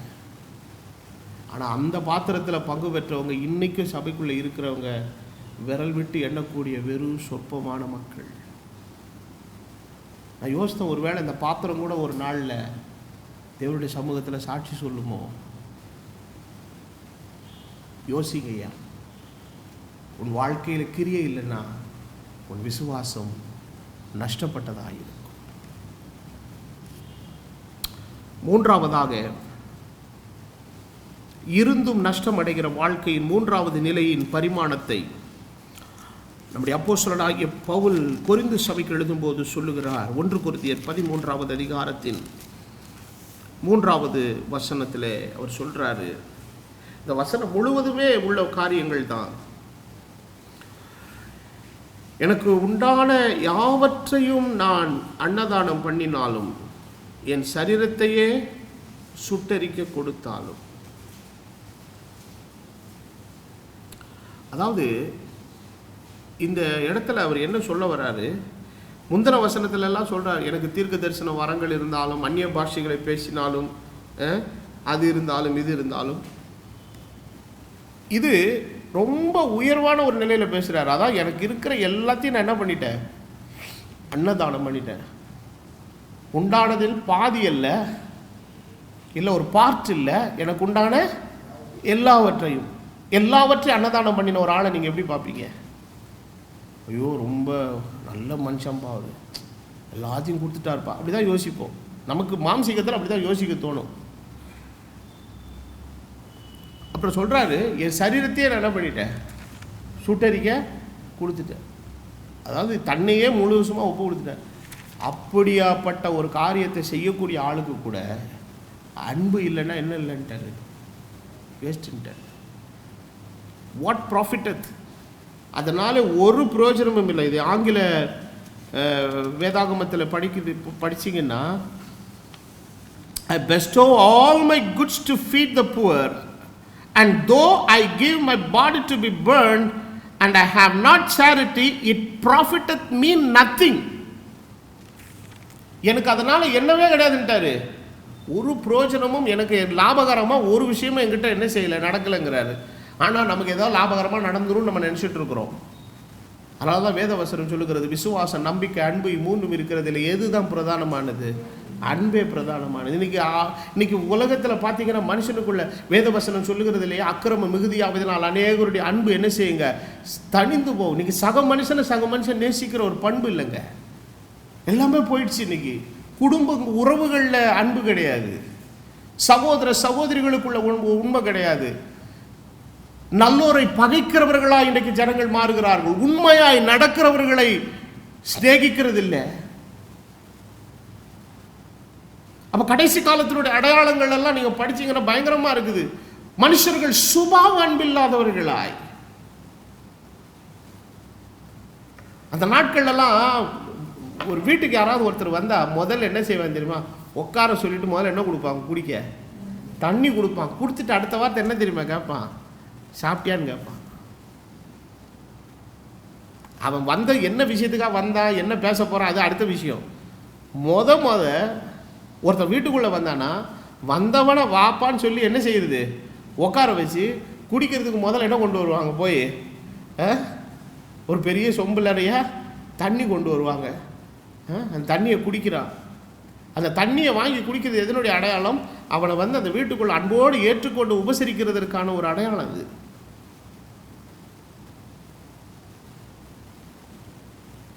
அப்ப வேதவசனம் அழகா சொல்லுது, அந்நியர்களை உபசரிக்க நாடுங்கள், தங்கள் அறியாமல் யாரை கூட உபசரித்தது உண்டு? தேவ தூதர்களை உபசரித்தது உண்டு.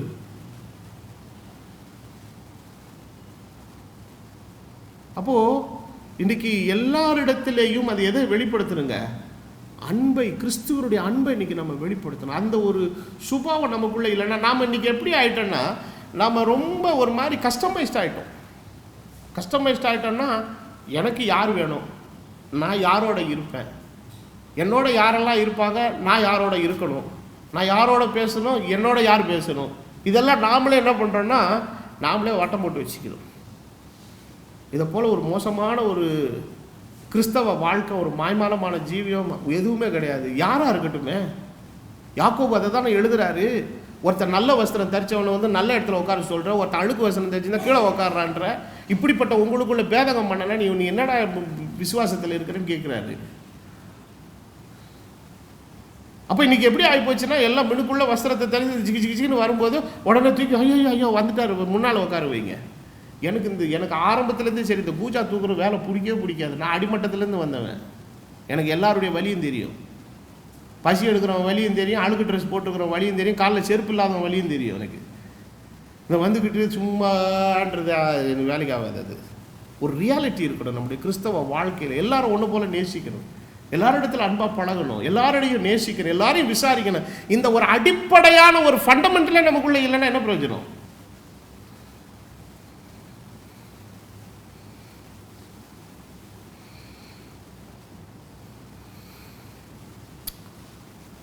அதனால தான் பவுல் அப்போஸ்தலன் சொல்கிறாரு, எல்லாத்தையும் கொடுத்துட்டு கூட என்கிட்ட என்ன இல்லைன்னா, அன்பு இல்லைன்னா நான் என்ன கிடையாது, ஒன்றுமே இல்லைங்கிற. ஆண்டவருடைய வசனம் சொல்லுது, அவனவன் தனக்கானவைகளை அல்ல, யாரை பற்றி நோக்குவானாக, பிறருக்கானவைகளை. ஐயா நீ ஒன்றுமே செய்ய வேணாம், அட்லீஸ்ட் ஒரு வார்த்தையாவது கேடு. கர்த்தர் சொல்கிறார்ல, ஒருவரை ஒரு விசாரிங்கள் சொல்லியிருக்கிற, அந்த ஒரு அடிப்படை விசாரிப்பு கூட நமக்கு சில பேர் நம்மக்கிட்ட இல்லை.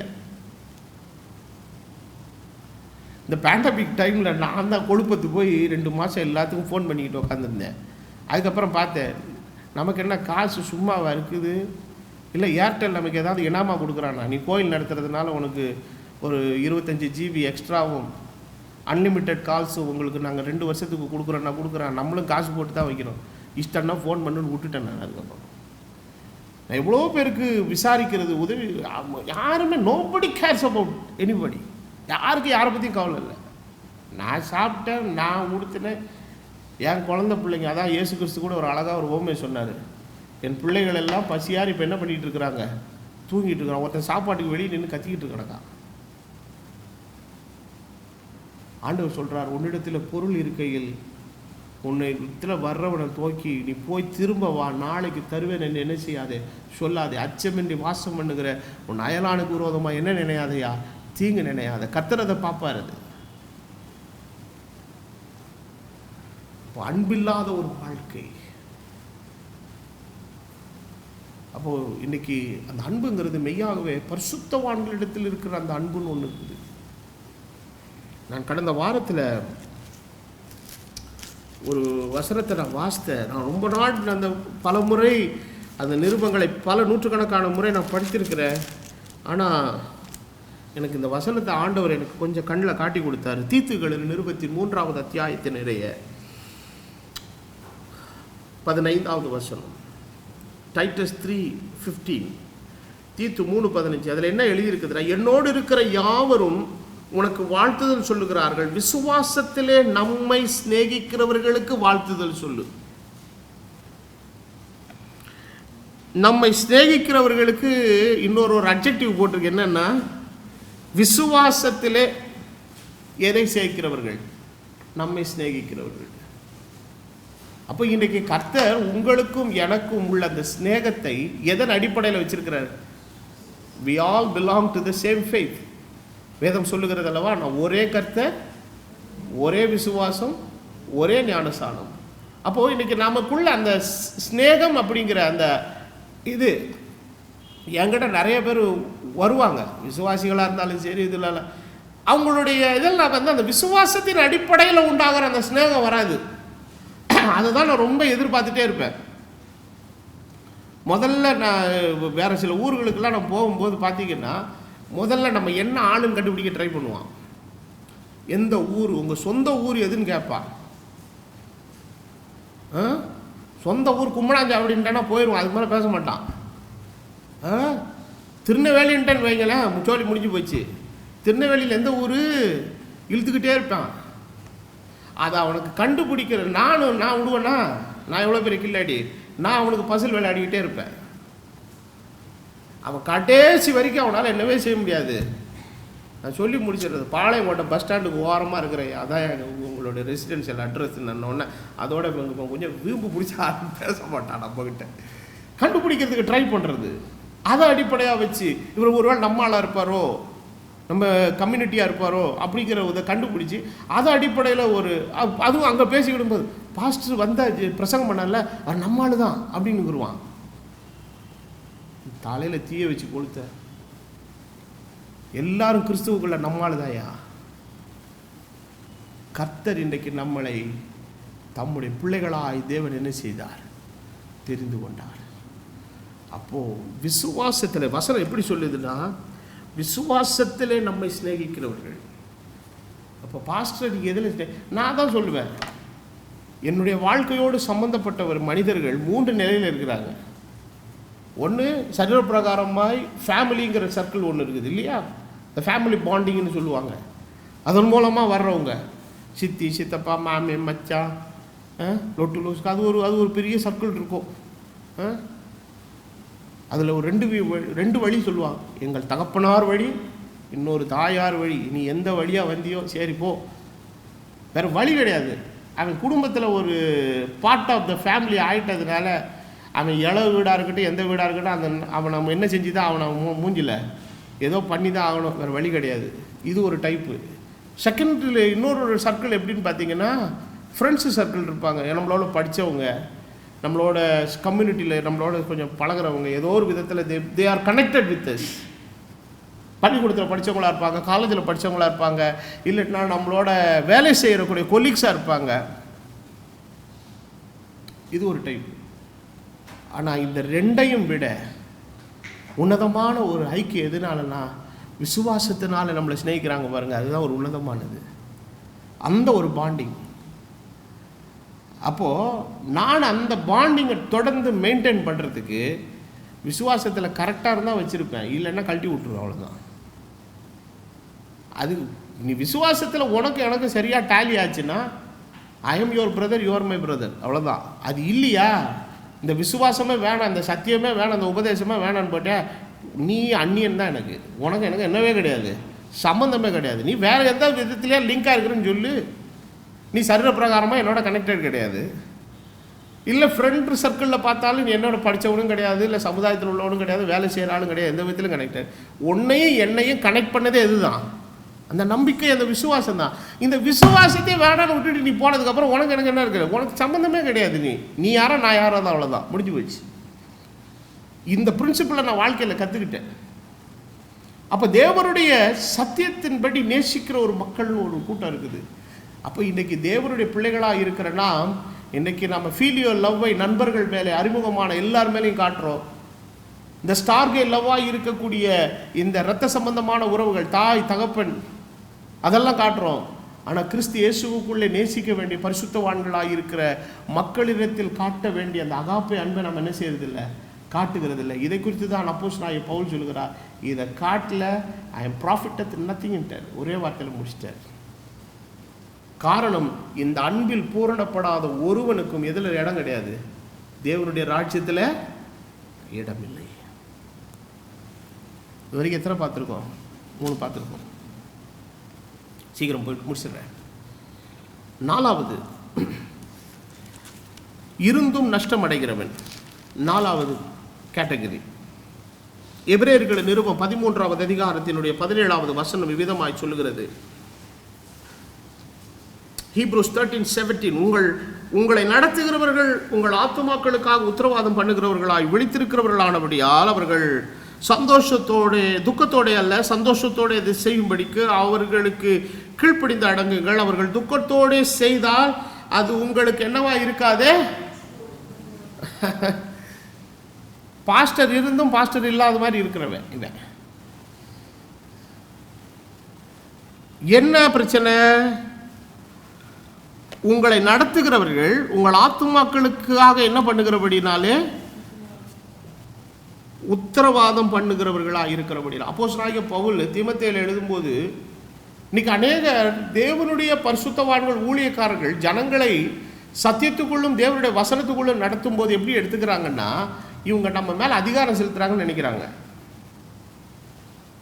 அதனால தான் தீமோத்தேயுக்கு எழுதும்போது அப்போஸ்தலனாகிய பவுல் 2 தீமோத்தேயுவில் எழுதுறாரு, நாங்கள் உங்கள் விசுவாசத்திற்கு அதிகாரிகளாக இராமல் உங்கள் சந்தோஷத்துக்கு நாங்கள் என்னவா இருக்கிறோம் ஐயா, சகாயராயிருக்கோம். we are complimenting for your joy. எப்படி? நாங்கள் சொல்ற பிரசங்கத்தின் வசனத்தின்படி, சத்தியத்தின்படி நீங்க நடந்தீங்கன்னா நீங்க எப்படி இருக்க போறீங்க? சந்தோஷமா இருப்பீங்க, ஆசீர்வாதமா இருப்பீங்க. அதுக்கு எங்களால் முடிஞ்ச ஒரு உதவியை நான் என்ன பண்ணிட்டு இருக்கிறேன், இப்போ உங்களுக்கு செஞ்சு கொடுத்துட்டு இருக்கிறேன். வாசிங்க அந்த 2 தீமோத்தேயு 3வது அதிகாரம்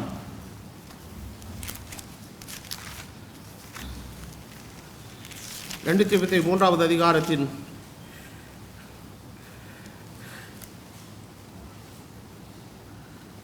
6வது வசனத்திலிருந்து படிங்க.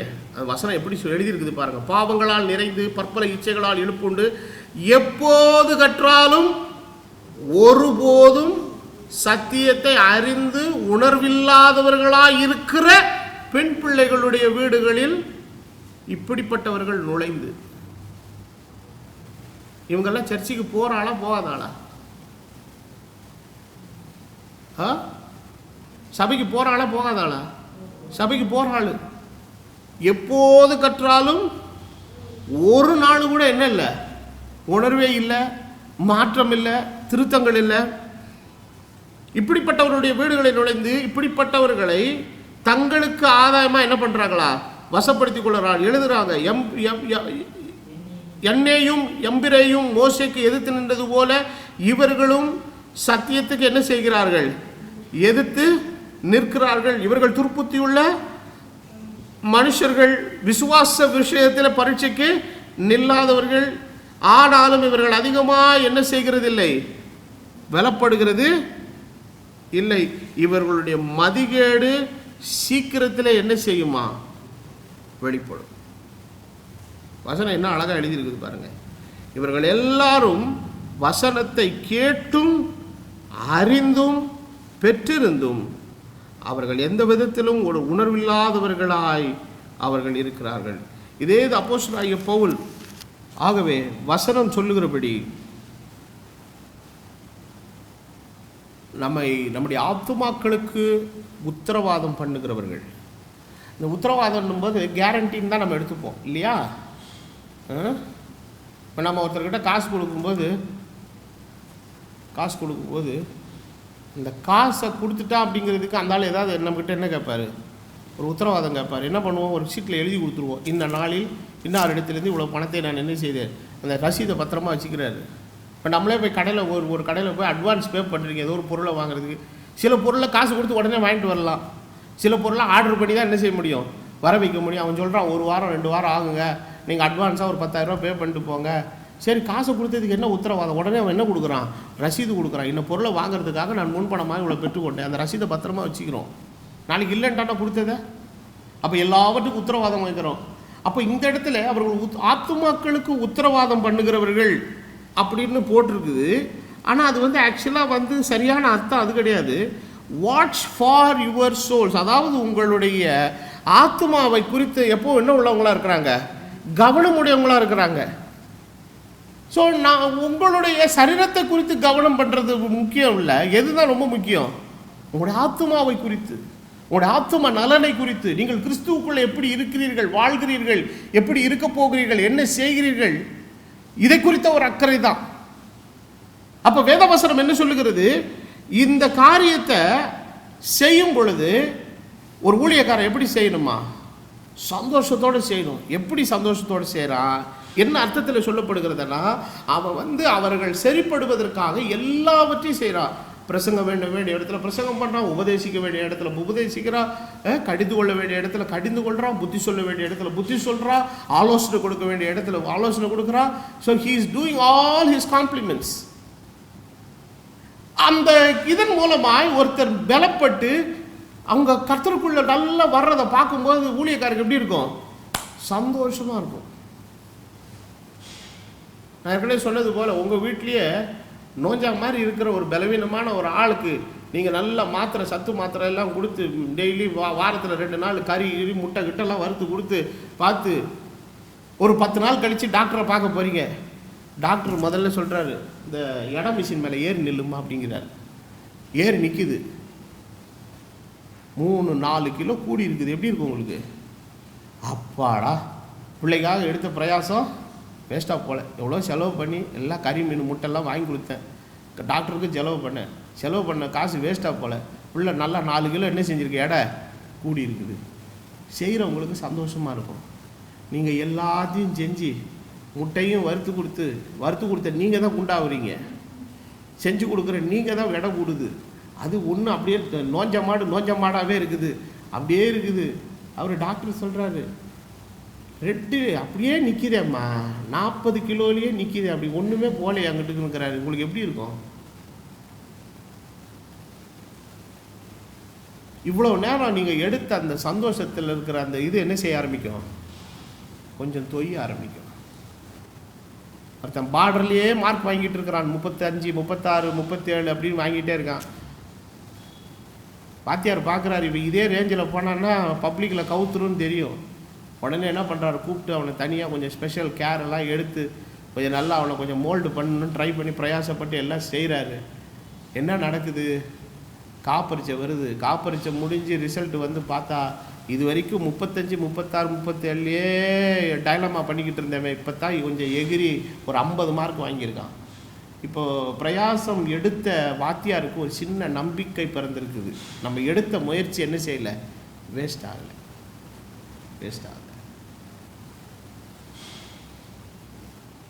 அப்போ இன்னும் கொஞ்சம் பிரயாசப்படுறாரு. அப்போ அரையாண்டு பரீட்சையில் இன்னும் கொஞ்சம் ஒரு 70-75 மார்க் வாங்குறான். அப்போது இந்த இந்த இந்த ப்ரொக்ரெஷனை காட்ட வாத்தியாருக்கு எவ்வளோ இருக்கும்? சந்தோஷமாக இருக்கும். எப்படி இருக்கும் சந்தோஷம்? நான் எடுத்த பிரயாசம் வேஸ்ட்டாக போல. அவர் தட்டி கொடுப்பா, டே சூப்பர்ரா, நான் உனக்காக எடுத்த பிரயாசம் நல்லா, நீ எனக்கு கோஆப்ரேட் பண்ண, இன்னும் நல்லா படுறான்னா கடைசியில் இவ்வளோ எடுத்த முயற்சியில் பப்ளிக்கில் 100க்கு 100 வாங்கிட்டு போயிட்டான். முடிஞ்சு போச்சு. என் கதை அப்படி தான். அரையாண்டு பரீட்சையில் 10 மார்க் வாங்கினேன். எதில்? மேத்தமேட்டிக்ஸில். அவ்வளோதான், நான் கவுத்துருச்சின்னு நினச்சிட்டாங்க வீட்டில் பூரா பேரும். ஏன்னா எனக்கு கணக்கு சொல்லி கொடுத்த வாத்தியார் அவ்வளோ சூப்பர் வாத்தியார். அது எப்படின்றத நீங்கள் அதுக்கப்புறம் கேளுங்க, சொல்கிறேன். இங்கெல்லாம் சொன்னால் சரிப்பட்டு வராது. அப்புறம் கடைசியில் யாரோ ஒருத்தர் பாவம் டியூஷன் கிடச்சிச்சு, அவங்க நான் ரொம்ப பிரயாசப்பட்டாங்க, நல்லா சொல்லி கொடுத்தாங்க பாருங்கள். நானும் கொஞ்சம் கோஆப்ரேட் பண்ணேன். கொஞ்சம் ஆரம்பத்தில் கொஞ்சம் கஷ்டமாக தான் இருந்தது. ஐயோ 5 மணிக்கெல்லாம் வீட்டு வாசலுக்கு வந்து நிற்க சொல்லுவோம். ஒரு 10 நிமிஷம் லேட் ஆச்சுன்னா லபன்னு கத்துவாங்க. நானும் கொஞ்சம் முயற்சி எடுத்து பிரயாசப்பட்டு போட பரவாயில்ல, நல்ல மார்க்கு ஒரு 100க்கு ஒரு 98 வாங்கினேன்னு நினைக்கிறேன். அது ஒரு சின்ன பிரயாசம். அந்த அரை பரீட்சை எப்போ எழுதியிருப்பேன்? டிசம்பரில் எழுதியிருப்பேன்.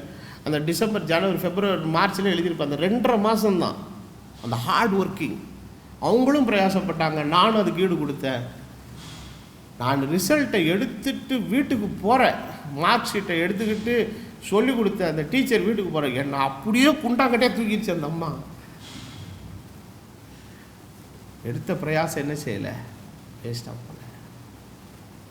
இன்றைக்கி தேவனுடைய ஊழியக்காரர்கள் விசுவாசிகளை கிறிஸ்துவுக்குள்ளே ஸ்திரப்படுறதுக்கு அவங்களும் பாவம் தலைகீழ நிற்கிறாங்க, என்னென்னமோ பண்ணுறாங்க, ஜெபம் பண்ணுறாங்க, புத்தி சொல்கிறாங்க, ஆலோசனை பண்ணுறாங்க.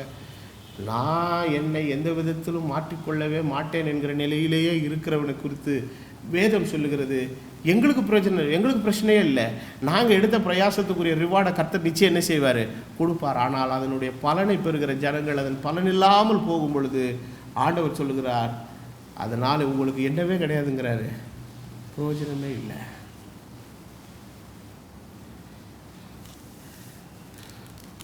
படித்து நல்ல மார்க் எடுக்கிறவனுக்கு ஸ்பெஷல் கிளாஸ் உதவும். படிக்கவே மாட்டேன், படிக்கவே கூடாது, நான் அதே 15-20 தான் இருப்பேங்கிறவனுக்கு ஒரு பிரயோஜனமும் இல்லை. பிரயாசப்பட்டு ஒரு பிரயோஜனமும் கிடையாது.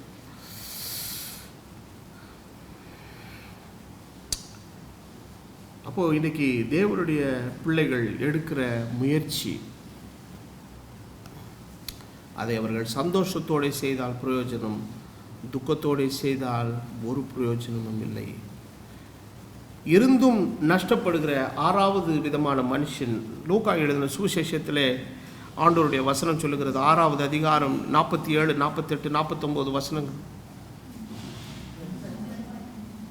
5வது பாயிண்டா? சாரி, 5வது பாயிண்ட், ரைட். லூக்கா எழுதின சுவிசேஷம் 6வது அதிகாரம் 47, 48, 49 வசனங்களை நீங்கள் படிச்சுக்க. இதெல்லாம் நல்லா தெரிஞ்சது, நான் வேகமாக சொல்லிட்டு போயிடுறேன், டைம் இல்லை. ஆண்டவர் வீட்டை கட்டுறவனை குறித்து சொல்கிறாரு. ஒருத்தர் கண்மலையின் மேலே கட்டுறான், ஒருத்தர் மணலின் மேலே கட்டுறான். ஸோ கிறிஸ்தவ வாழ்க்கையில் ஒரு ஆசீர்வாதத்தை இன்றைக்கி நம்ம காணணும்னா நம்மளை ஆண்டவருடைய சித்தத்துக்கு முழுசுமாக என்ன செய்யணுங்க, ஒப்பு கொடுக்கணும். we must commit ourselves to the perfect will of God in our life. இன்றைக்கி அநேகருடைய வாழ்க்கையில் அந்த ஒரு நிலைமை வரல. அதுதான் ஆண்டவர் சொல்கிறாரு, அந்த ஒப்பு கொடுத்து வாழ்கிற ஒரு வாழ்க்கை இருக்குது இல்லையா, இதுதான் நன்மையும் பிரியமும், அதுதான் தேவனுக்கு புத்தியுள்ள ஒரு என்னவாக இருக்குதுன்றாரு, ஆராதனையாக இருக்குதுங்கிறாரு.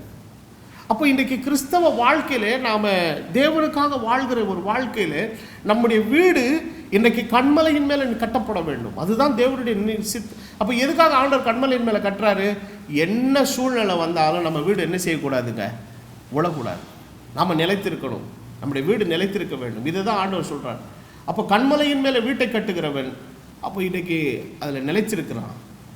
ஆனால் மணலின் மீது கட்டுகிறவனுடைய நிலைமை என்ன ஆகுது? தேவனுடைய சித்தத்துக்கு மாறாக செய்தபடினாலே பெருமழை வந்து பெருவெள்ளம் சொரிந்து அதன் மேலே மோதியும் கூட அது என்ன செய்யுது, கெல்லாம் விழுந்தது, முழுவதும் அழிந்தது. கேட்குறாங்க, என்னப்பா இயேசுநாதர் நல்லவன்னு ஏற்றுக்கிட்டு போனேன், இயேசு ரொம்ப பெரிய காரியெல்லாம் செய்வான்னு ஏற்றுக்கிட்டு போனேன், என்னமோ இயேசுநாதர் உங்கள் வாழ்க்கையை அப்படியே தலைகீழாக மாற்றிடுவார்னு நினச்சி போனேன், ஆனால் என்ன ஆச்சு, இப்படி ஆகி போச்சு, எல்லாம் நஷ்டமாகுது. ஏன்? நான் போனது உண்மை, அவர் எனக்கு வார்த்தையை கொடுத்தது உண்மை, நான் ஆசீர்வதிக்கப்படுவதற்கும் நான் சித்தி பெறுவதற்கும் நான் மேன்மை அடைவதற்கும் அவர் தமது வசனத்தை தமது சித்தத்தை எனக்கு பூரணமாய் வெளிப்படுத்தினார். ஆனால் அதை செய்கிறதுக்கு நான் தான் என்ன பண்ணலை, என்ன ஒப்பு கொடுக்கலை. அப்போ இன்றைக்கி அநேக விசுவாசியுடைய வாழ்க்கையில் தேவன் தமது சித்தத்தை வெளிப்படுத்தி இருந்தும் அந்த சித்தத்துக்கான ஒரு பூரண ஒப்பு கொடுத்தது, total commitment to the perfect will of God in their life, அது இல்லாததுனால என்ன ஆகுது, என்ன பண்ணியோ ஒரு பிரயோஜனம். சில நேரங்களில் சில பேருடைய வாழ்க்கையில் தேவன் செய்கிற சில செயல்பாடுகளை என்னாலே விளங்கிட முடியாது. I used to struggle a lot. ஏன் ஆண்டவர் இவங்க இவ்வளோ கஷ்டப்படுறாங்க, ஏன் ஆண்டவர் இவங்க இவ்வளோ பிரச்சனையில் இருக்கிறாங்க, ஏன் ஆண்டவர் இதுக்கு ஒரு தீர்வே கிடைக்காதா அப்படின்னு கேட்டு, என்ன ஆண்டவர் இவங்களும் சபைக்கு தானே வராங்க, நானும் இவ்வளோ ஜோம் பண்ணுறேன், அவங்களும் ஜோம் பண்ணுறாங்க, என்ன ஆண்டவர் நீர் ஏன் மன கடினம் உள்ள ஆண்டவராக இருக்கிறியான்னு பார்த்தீங்கன்னா, கொஞ்சம் நல்லா உள்ள டீப்பாக நுழைஞ்சு பார்த்தா ஏதோ ஒரு இடத்துல தேவ சித்தத்தை செய்கிறதற்கான காரியத்தில் அவங்களுடைய ஒப்பு கொடுத்தல் ஒரு விஷயத்தில் இல்லாமல் அப்படியே வேற ஒரு ஆங்கிளில் இருக்கும். ஆண்டவரும் நம்ம ஆண்டவர் அவர் இரக்கத்தில் கிருபையில் ஐஸ்வர்யம் உள்ளவர். விட்டு பிடிச்சிட்டாருனா ரொம்ப கஷ்டம், விட்டு பிடிச்சிட்டாருனா ரொம்ப கஷ்டம். அப்போது அவர் என்ன எதிர்பார்க்குறாரு, என்னுடைய சித்தத்தை. அப்போ சித்தத்தின் பாதைக்குள் வாழ்கிற வாழ்க்கைத்தான் பாதுகாப்பும் ஆசீர்வாதமும் நிறைந்த ஒரு வாழ்க்கையாக இருக்கிறது. அப்போ தேவனுடைய வசனத்தை அறிந்தும் தேவன் தமது சித்தத்தை வெளிப்படுத்தி இருந்தும் அதை கேட்டும் அதன்படி செய்யாமல் போகிறவருடைய வாழ்க்கை நஷ்டமடைந்து போகிறது. 6வதாக லூக்கா எழுதின சுவிசேஷத்தின் 8வது அதிகாரத்தின் 6வது வசனத்திலே ஆக்கியோன் சொல்லுகிறார், சில விதைகள் கற்பாறையின் மேலே விழுந்தது, அது முளைத்த பின்பு அது ஈரம் இல்லாததுனால என்ன செய்தது? உலர்ந்து போனது. They are not rooted deep in Christ. ஒரு விதையை நட்டோம்னா விதை என்ன செய்யணும்? அது வேர் கொள்ளணும். வேறு என்ன செய்யணுங்க? ஆழமாக போகணும். அப்போ வேறு ஆழமாக போகும் பொழுது என்ன ஆகும்? அந்த மரம் இன்னும் என்ன செய்யுங்க? உறுதியாகிருக்கும். சில நேரங்களில் என்னுடைய வாழ்க்கையில் சில போராட்டங்களை தேவன் அனுமதிக்கிறாரு. ஒரு ஒரு ஒரு ஒரு ஒரு ஒரு அருமையான ஒரு தேவனுடைய மனுஷன் சொன்ன காரியம் எனக்கு ஞாபகம் வருது. சில நேரங்களிலே மரங்கள் இன்னும் ஆழமாய் வேரூன்றுவதற்கு அதன் மீது மோதுகிற வலுவான காற்றுகள் அதற்கு உதவி செய்யுங்கிறார். எப்படின்னா, அந்த மரங்கள் இங்கேயும் அங்கேயும் அசையும் போது அந்த அடியில் இருக்கிற வேர் என்ன ஆகும்? லூஸ் ஆகும். லூஸ் ஆகும்போது இன்னும் என்ன செய்யும்? ஆழமாக போகும். அப்போ நம்முடைய வாழ்க்கையில் சில நேரங்களில் சில போராட்டங்கள், கஷ்டங்கள், எதிர்ப்பான சூழ்நிலைகள் வரும்போது விழுந்துருவோமோ நம்ம நினைப்போம். நம்ம விழ மாட்டோம். இன்னும் கர்த்தருக்குள்ள ஆழமாக பலப்படுவோம். ஆனால் எப்போ பலப்படுவோம் தெரியுங்களா? வசனத்தை கேட்டு அந்த விதை வளர்கிறதற்கான ஈரத்தை என்ன செஞ்சுக்கிட்டே இருக்கணுங்க? கொடுத்துட்டே இருக்கணும். நீங்கள் விதையை நட்டுட்டு தண்ணி ஊற்றினா செத்து போயிடும், ஒரு பிரயோஜனமும் இல்லை. அப்போ வேத வசனம் என்ன சொல்லுகிறது? வேர் சென்றது, ஆனால் அது கற்பாறை உள்ள இடமாக இருந்ததுனாலே அந்த வேர் இன்னும் ஆழமாய் செல்லுகிறதற்கான ஈரம் அங்கே இல்லை. அப்போ விதையை ஆண்டவர் விதைக்கிறார். வசனமாகிய விதையை உங்கள் இருதயத்தில் விதைச்சாலும் அதுக்கு டெய்லி நீங்கள் என்ன ஊற்றணும்? தண்ணி ஊற்றணும். ஊற்ற வேண்டிய தண்ணி என்ன தெரியுங்களா? விசுவாசமும் தேவனுடைய சமூகத்தை தேடுதலும். அது உங்கள் வாழ்க்கையிலே அதை அபியாசப்படுத்துகிறதற்கு தேவ சமூகத்திலே நீங்கள் அவரை தேடுவதும் நாடுவதும் தான் அதனுடைய காரியம். அந்த வசனத்தை போட்டுட்டு நீங்கள் அதுக்குரிய விஷயத்தை நீங்கள் ஒன்றுமே செய்யாமல் இருந்தீங்கன்னா அது பலன் இல்லாமல் போயிடுது. அப்போ ஆண்டவர் அதை தான் சொல்கிறாரு, உன்னுடைய கல்லான இருதயத்தை நான் எடுத்து நான் என்ன மாதிரி இருதயத்தை தரேங்கிறாரு? சதையான இருதயத்தை தரேன். அப்போ வசனத்திலே வேர்கொள்ளாத ஒரு மனுஷனுடைய வாழ்க்கை அவன் வசனத்தை பெற்றும் நஷ்டமடைந்து போகிறான். கடைசியாக அதே அதிகாரத்திலே ஆண்டவர் சொல்கிறார், லூக்கா 8:7, சில விதைகள் முள்ளுள்ள இடங்களில் விழுந்தது, முள் கூட வளர்ந்தது, அதை என்ன செய்தது? நெருக்கி போட்டது. இதை இன்னொரு சுவிசேஷத்தில் நீங்கள் படிக்கும்போது என்ன எழுதுகிறாரு ஆக்கியோன்? உலக கவலையும் ஐஸ்வர்யத்தின் மயக்கம் எழுதுகிறார். அந்த முள் என்னங்கிறத அப்படி எழுதுகிறார்.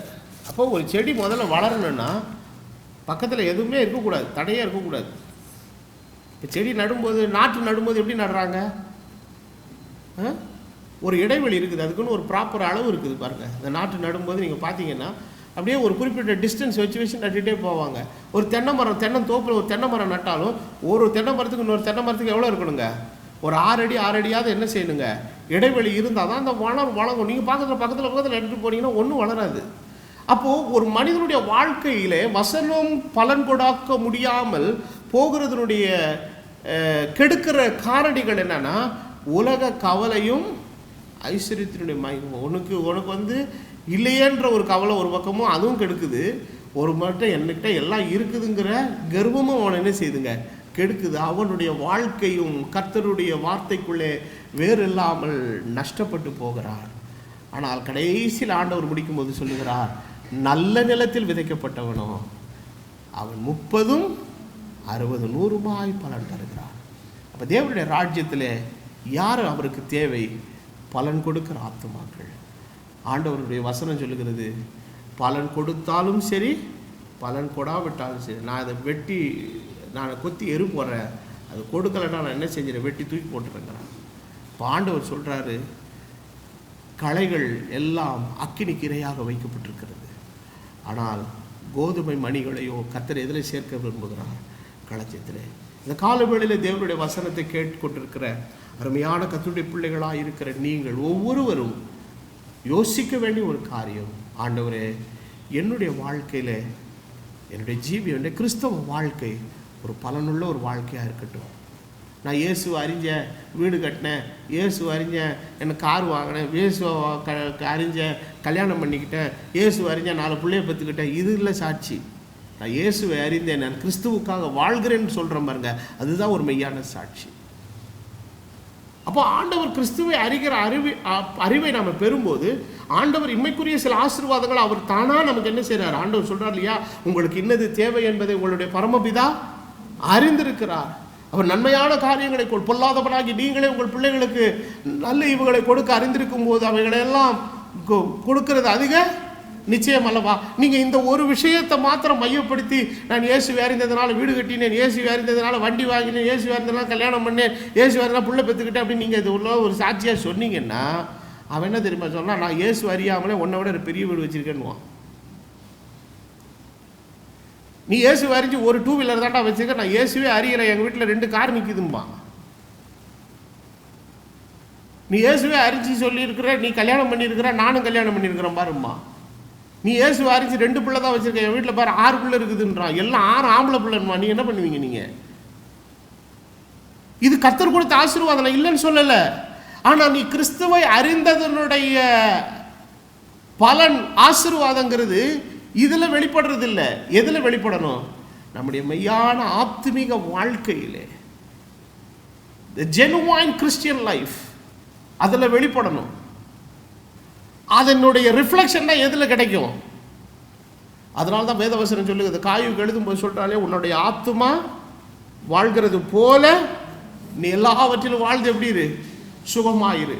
அப்போ தேவனுடைய காரியங்களில் ஒரு மனுஷன் உண்மையாக இருக்கும்போது வேதவசனம் வாக்குத்தத்தம் கொடுத்திருக்கிற உண்மையுள்ள மனுஷன் பரிபூர்ண ஆசீர்வாதம் பெறுவான். அப்போ மோசேயும் காலேபும் யோசுவா இந்த பரிசுத்தவான்கள் எல்லாரும் தேவன் தங்களுக்கு அழைத்த அழைப்பிலே they were honest and truthful in their walk with God. கிறிஸ்துவோடு நடக்கிற ஒரு வாழ்க்கையிலே உண்மையாக இருந்ததினாலே அவர்கள் வாழ்க்கை நஷ்டமடையவில்லை, ஆசீர்வதிக்கப்பட்டது. ஆனால் பெரும்பான்மையான கூட்டம் வெறும் மண்ணாவை சாப்பிட்டேன், கறியை சாப்பிட்டேன், இதை சாப்பிட்டேன், அதை சாப்பிட்டேன்னு சொன்னான ஒழிய அவன் எந்த இடத்துக்கு போகணுமோ அந்த இடத்தை நோக்கி அவன் போல அவர்கள் வாழ்க்கை முழுவதும் நஷ்டமடைந்தது, வனாந்திரத்தில் அழிக்கப்பட்டார்கள். இவையெல்லாம் நமக்கு திருஷ்டாந்தங்களாக எழுதப்பட்டிருக்கிறது. முடிவு காலத்தில் இருக்கிற நமக்கு எச்சரிக்கை உண்டாகும்படி இந்த காலை வேளையிலே தேவனுடைய வசனத்தை கேட்டுக்கொண்டிருக்கிற தேவ பிள்ளையே, உன் ஆத்மீக வாழ்க்கை நஷ்டமடையாதபடிக்கு நீ ஆண்டவரை அறிந்தவனாய் என்ன காரியத்திற்காக வருகிறாயோ அந்த நோக்கமும் சித்தமும் உன் வாழ்க்கையில் பூரணமாக நிறைவேற இந்த காலை வேளையில் உன்னை ஆண்டவருக்கு ஒப்புக்கொடு. ஏதோ சர்ச்சுக்கு போனோம், ஏதோ ஒரு மத சடங்காக மத சம்பிரதாயமாக நம்ம போனோம் வந்தோம் அப்படிங்கிற நிலையில் நம்ம இருந்தோன்னா நாம் யாரையும் நஷ்டப்படுத்தலை, நாமே நஷ்டப்படுத்தி கொண்டிருக்கிறோம். ஆகவே தேவன் வருகிற காலத்திலே உங்களுடைய வாழ்க்கை பலனுள்ளதாய் அவருடைய மகிமையில ஏற்றுக்கொள்ளப்படத்தக்கதாய் இருக்க தேவன் கிருபை அருள வேண்டும் என்று சொல்லி என்னுடைய வார்த்தைகளை இதோடு கூட நான் நிறைவு செய்கிறேன். கர்த்தர் தாமே உங்கள் ஒவ்வொருவரையும் ஆசீர்வதிப்பாராக. தேவனுடைய கிருபையும் சமாதானமும் உங்கள் அனைவரோடு இருப்பதாக என்று சொல்லி என் வார்த்தைகளை முடிக்கிறேன். நாம் யாவரும் எழும்பி ஜெபிப்போம்.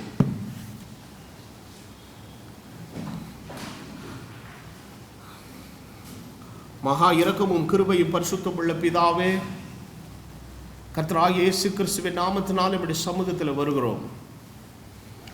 நீரே வாழ்த்துதலுக்கும் வணக்கத்துக்கும் உரிய தெய்வம். நம்முடைய பாதபீடத்தில் எங்களை நாங்கள் பணிந்து கொள்ளுகிறோம். எல்லாம் இருந்தும் நஷ்டமடைகிற இத்தனை விதமான மக்களை பார்த்தோம் ஆண்டவரே. இந்த காலவேளையிலே எங்களுடைய ஜீவியம் எவ்விதமாக இருக்கிறது என்பதை நாங்கள் அறிந்து கொள்ள நீர் கிருபை செய்யும். இந்த சபைக்கும் இங்குள்ள விசுவாச மக்களுக்கும் நீர் எவ்வளோ விஷயங்களை நீர் தந்திருக்கிறீர். அதை இவர்கள் எந்த அளவு தங்களுக்கு சொந்தமாக்கி கொண்டு உமக்கு பிரயோஜனப்படும்படி அவர்கள் பயன்படுத்துகிறார்கள் என்பதை நான் அறியேன் ஆண்டவரே. ஆனாலும் இந்த இடத்திலே உம்முடைய பிள்ளைகளுக்கு ஆற்றப்படுகிற உண்மையான சேவை, உண்மையான பிரசங்கம், உண்மையான உபதேசம், உண்மையாய் அவர்கள் மீது வைத்திருக்கிற அக்கறை, தியாகம், இவர்களுக்காக செய்திருக்கிற பிரதிஷ்டை, உழைக்கிற உழைப்பு, இவர்களுக்காக எடுக்கிற ஜெபம் எல்லாம் உடைய சமூகத்தில் இருக்கிறது ஆண்டவரே.